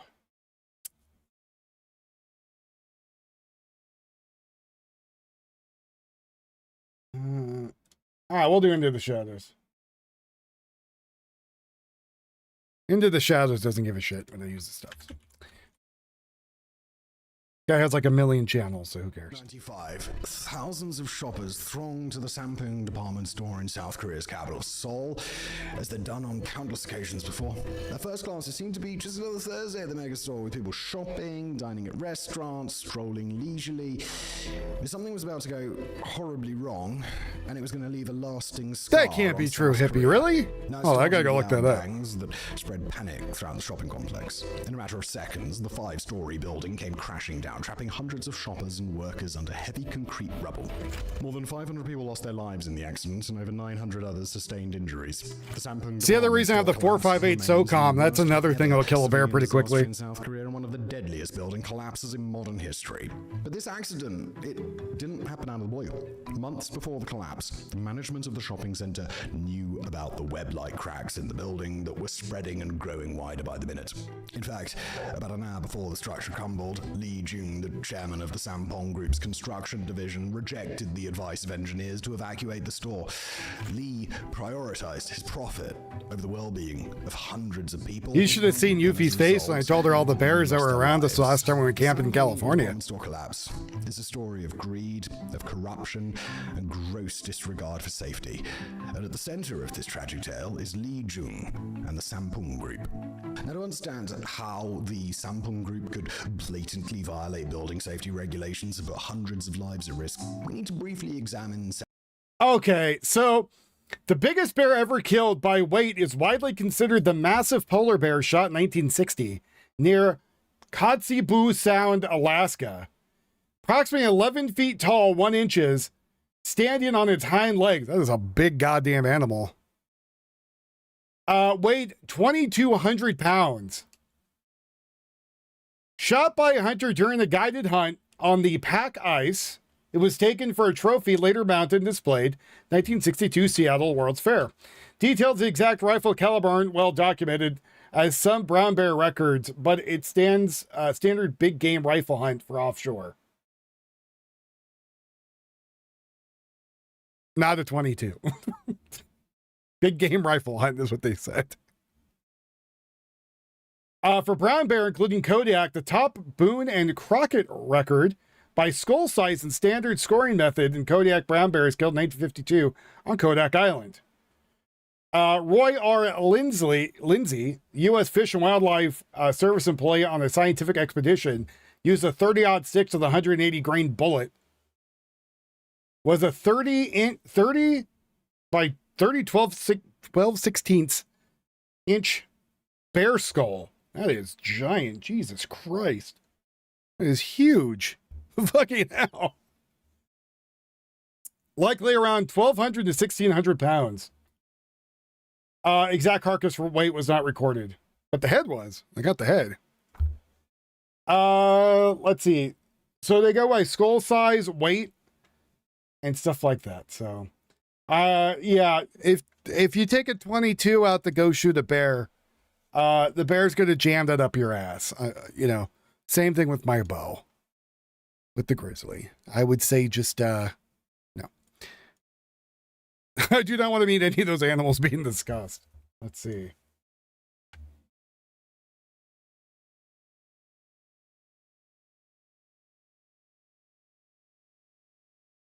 All this talk, you're having the Klondike bar. That's the best time.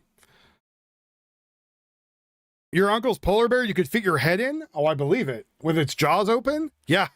Yeah. No thanks. No thank you.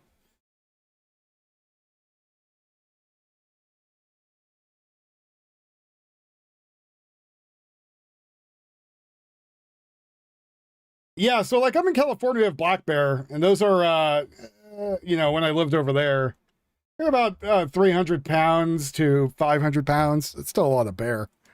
You wouldn't want to fight those either. Now, if you hit it in the eye, listen, hippie, if you want to go fight the bear and you're able to shoot that bear in the eye while it's running after you, you deserve to take that bear home. South Korea's path to Otherwise, I'll get the ambulance on standby.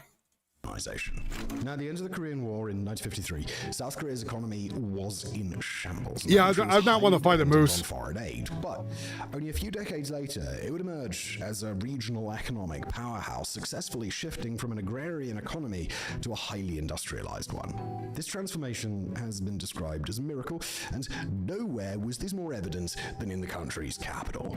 Seoul was one of the most bombed cities during the Korean War. By the time the conflict ended, most public infrastructure in the city was severely damaged or just completely out of service. In the decades that followed, South Korea's leaders invested heavily in rebuilding and urbanizing Seoul. This was part of the government's strategy to drive industrialization, support the city's growing population, and ultimately revive the economy, and it absolutely worked. By the 80s and 90s, Seoul was one of the most modern cities in Asia. The city was I don't even think Tio knows how to shoot a gun. New projects being commissioned every other day. Several shopping malls were built around Seoul during this period, marking a significant growth in the city's retail industry. When Seoul was selected to host the 1988 Summer Olympics, there was a fresh impetus to this building spree. Back then, South Korea's laws prohibited foreign companies from being awarded construction contracts, so local firms were solely responsible for these building projects, and they had to work at breakneck speeds to keep up with the ever-growing demand for their services. This pressure to finish their work quickly, along with lax supervision and widespread corruption, created a situation where contractors could routinely cut corners and use substandard materials. The Sampung department store collapse wasn't the first time South Korea had to pay the price for its fixation with rapid urbanization. About 9 months before the accident at the shopping center, the Songsu Bridge, which connects two of Seoul's most important regions, collapsed due to structural failure, claiming the lives of over 30 people. At the time, this is a earthquake that happened. Disaster. Well, it's a building that collapsed, but it's a building that collapsed, not from an earthquake. Sorry, from poor maintenance. Was an ambitious ex-military officer when South Korea was undergoing a rapid transformation. He set up a construction company to capitalize on the building frenzy and scored a few relatively small projects with the government as well as the US military. But he longed for something bigger. Some years after launching his construction firm, Lee changed the name of the company to Sampung Engineering and Construction.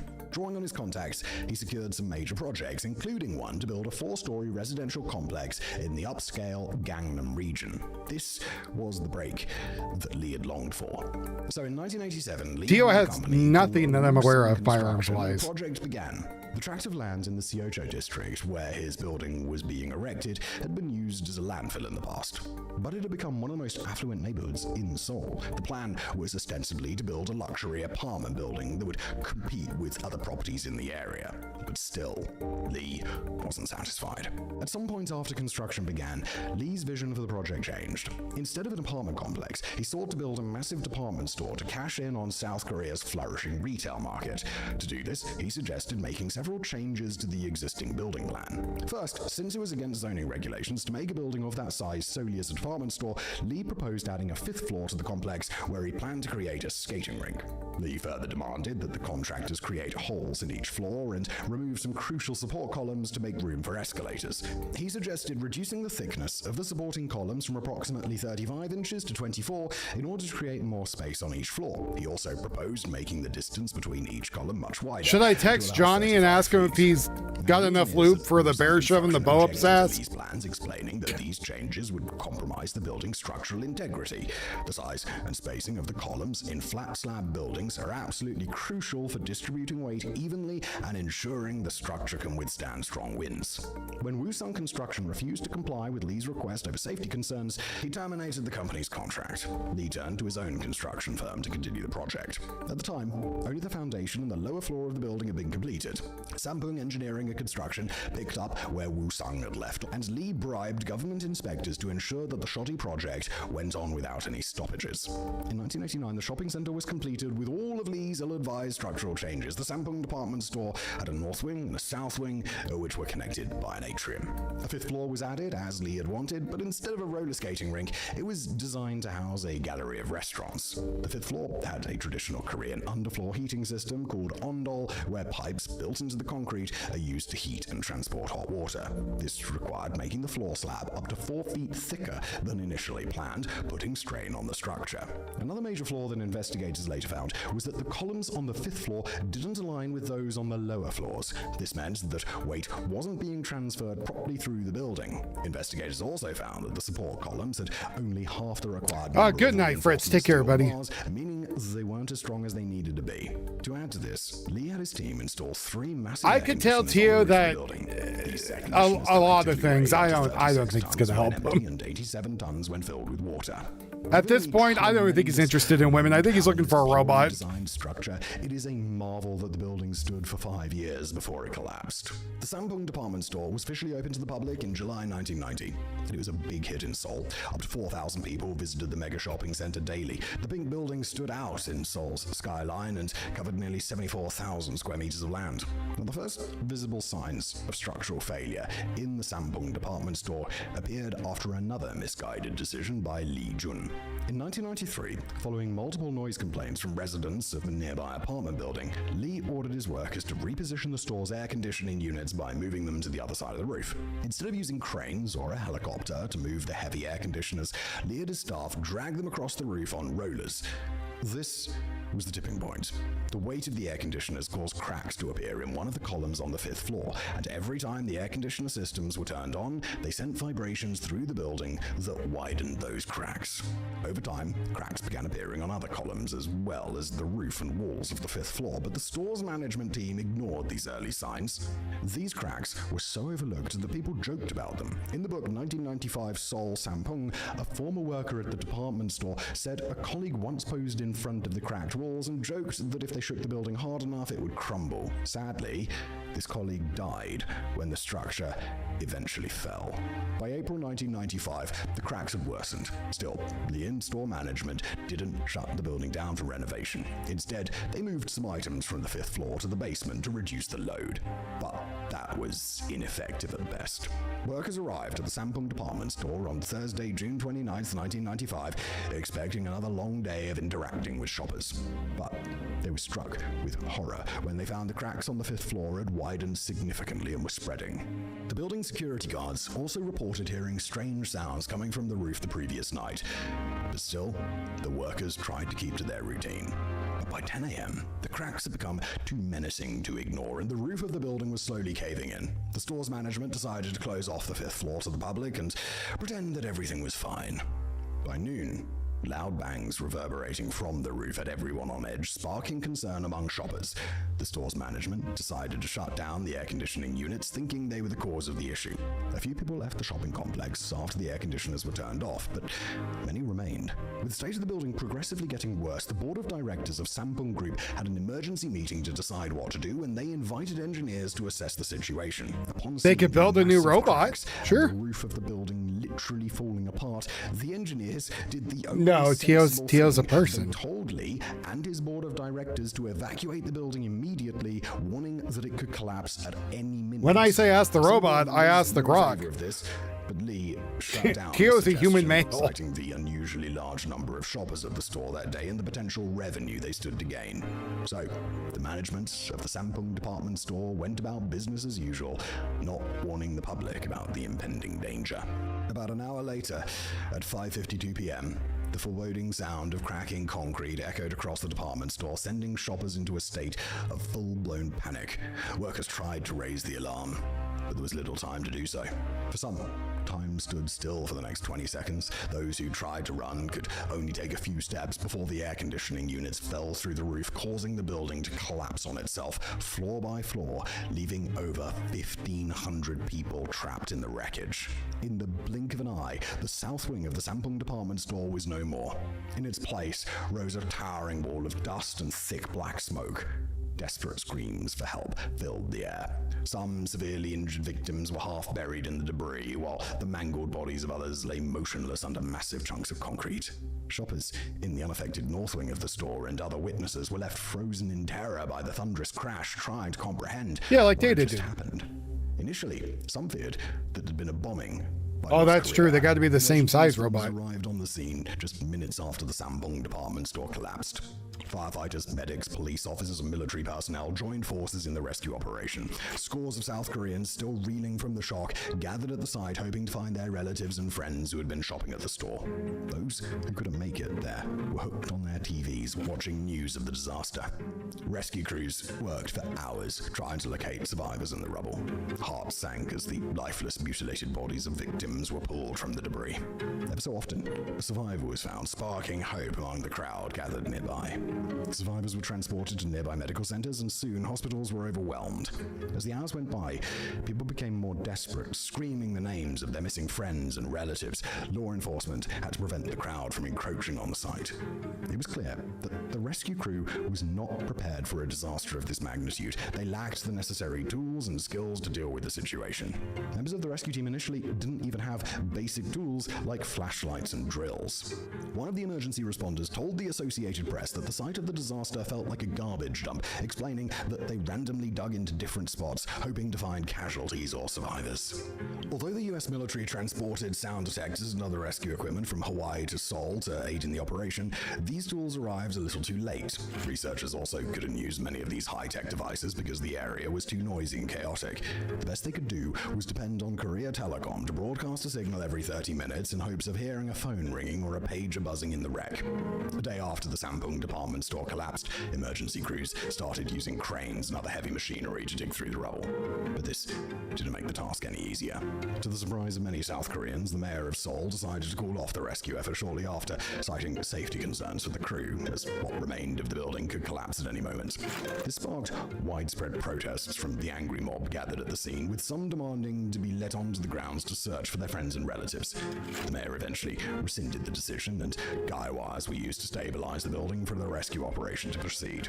But time, precious time, had been lost. Despite these issues, the team successfully rescued hundreds of people from the ruins of the department store. Some of these survivors admitted to drinking their own urine to avoid dying of thirst. One survivor said she was so exhausted, she couldn't even do this. The last survivor was found in the wreckage 16 days after the building. 16 days!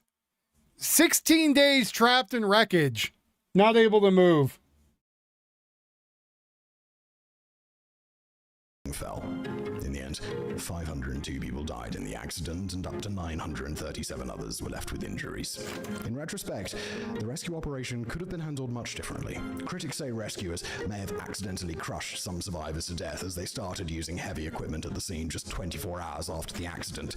Also, emergency responders were quick to pour water all over the wreckage soon after arriving on the scene. They feared survivors would choke to death from the black smoke billowing from burning cars under the rubble. Survivors later revealed that this water drowned some people. For others, the water and subsequent rains were the lifeline that kept them alive and helped them deal with the sweltering summer heat. When the Sampung department store collapsed, it claimed the lives of hundreds of workers, but thing they haven't mentioned is that people drowned too. There's people below that the water drowned them. Saw that in a different documentary.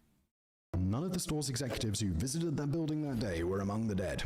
Just days after the building buckled, Lee Jun and his son Lee Hang-sang, the CEO of Sampung Group, were arrested and subsequently charged for their roles in the horrific building collapse. While being interrogated by the police, Lee Jun was reportedly more concerned about the financial implications of the catastrophe than the fate of the victims. The court found Lee guilty of involuntary manslaughter in December 1995 and sentenced him to 10 years and 6 months in prison. But after appeal, his sentence was reduced to the dismay of survivors and grieving relatives of the deceased victims. Lee served just 7 years and 6 months in jail. He died in 2003 from health complications after his stint in prison. Meanwhile, Lee Han-sang was sentenced to 7 years in prison for criminal negligence. He finished serving his sentence in 2002 and left the country to become an evangelist in Mongolia following the death of his father. Several public officials who took bribes to overlook the slapdash construction work at the Sampung department store received varying prison sentences. In an act of contrition, Li Jun and Li Hangsan later donated their wealth to the city of Seoul to compensate victims and their families. Each victim received about $220,000 as compensation. But this hasn't been enough to assuage the anger of people who lost their friends and relatives, or who suffered debilitating injuries. Early this year, in an event marking the 30th anniversary of the tragic event, several relatives of victims admitted that they were still living with trauma and anger. "I still cannot go into basements, and I sleep with my doors open," says a woman who lost her husband in the collapse. Many survivors and relatives of victims admit they are not satisfied with the meager prison sentences handed to Li Jun and Li Hansang. A memorial has since been built to honor victims of the Sampung department store collapse, but it's not at the site of the accident. Instead, the monument is a 30-minute drive away in the Yangjai Citizens Forest. Today, you'll find an upscale apartment complex on the grounds, where over 500 people died. The collapse marked a dark chapter in South Korea's history. However, it inspired the country to enhance its emergency response planning and implement significant changes to its laws and building safety codes. The revised regulations emphasized the strict enforcement of building safety requirements and imposed harsh penalties for people who violate them. Following the Sampung disaster, South Korean authorities conducted a comprehensive inspection of high-rise buildings in the country. They found that only 2% of them met safety standards, necessitating widespread renovation works. The Sampung department store collapse was not just a tragedy, it was a reckoning. For many developing countries, the incident is a cautionary tale about the dangers of neglecting safety standards in the quest to urbanize quickly.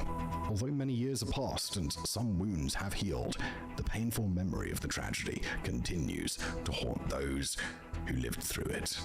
Thank you for watching.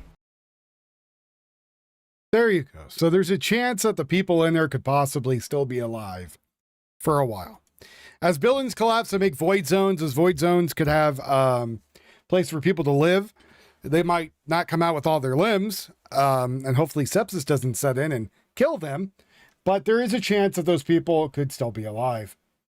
So that's why I showed that, just to give everyone some hope that people over there could be alive.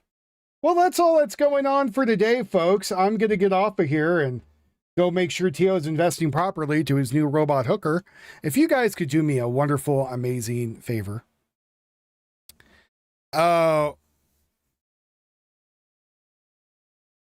And become a member and hit like and subscribe. Maybe throw me some dollary dues. 25 will get us over the $50 mark. That would be spectacular. That would be great. That'd be awesome. That would be Tits McGee, if you will. And with that, I am out of here. You all stay very safe and take care. And I will talk to you all very soon. That's it. Why are you still here? The show's over.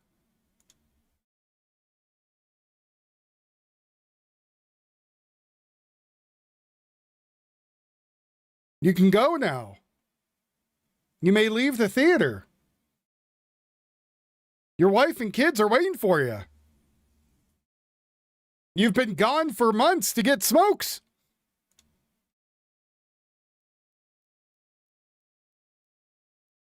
Good night, everybody. I'll see you tomorrow.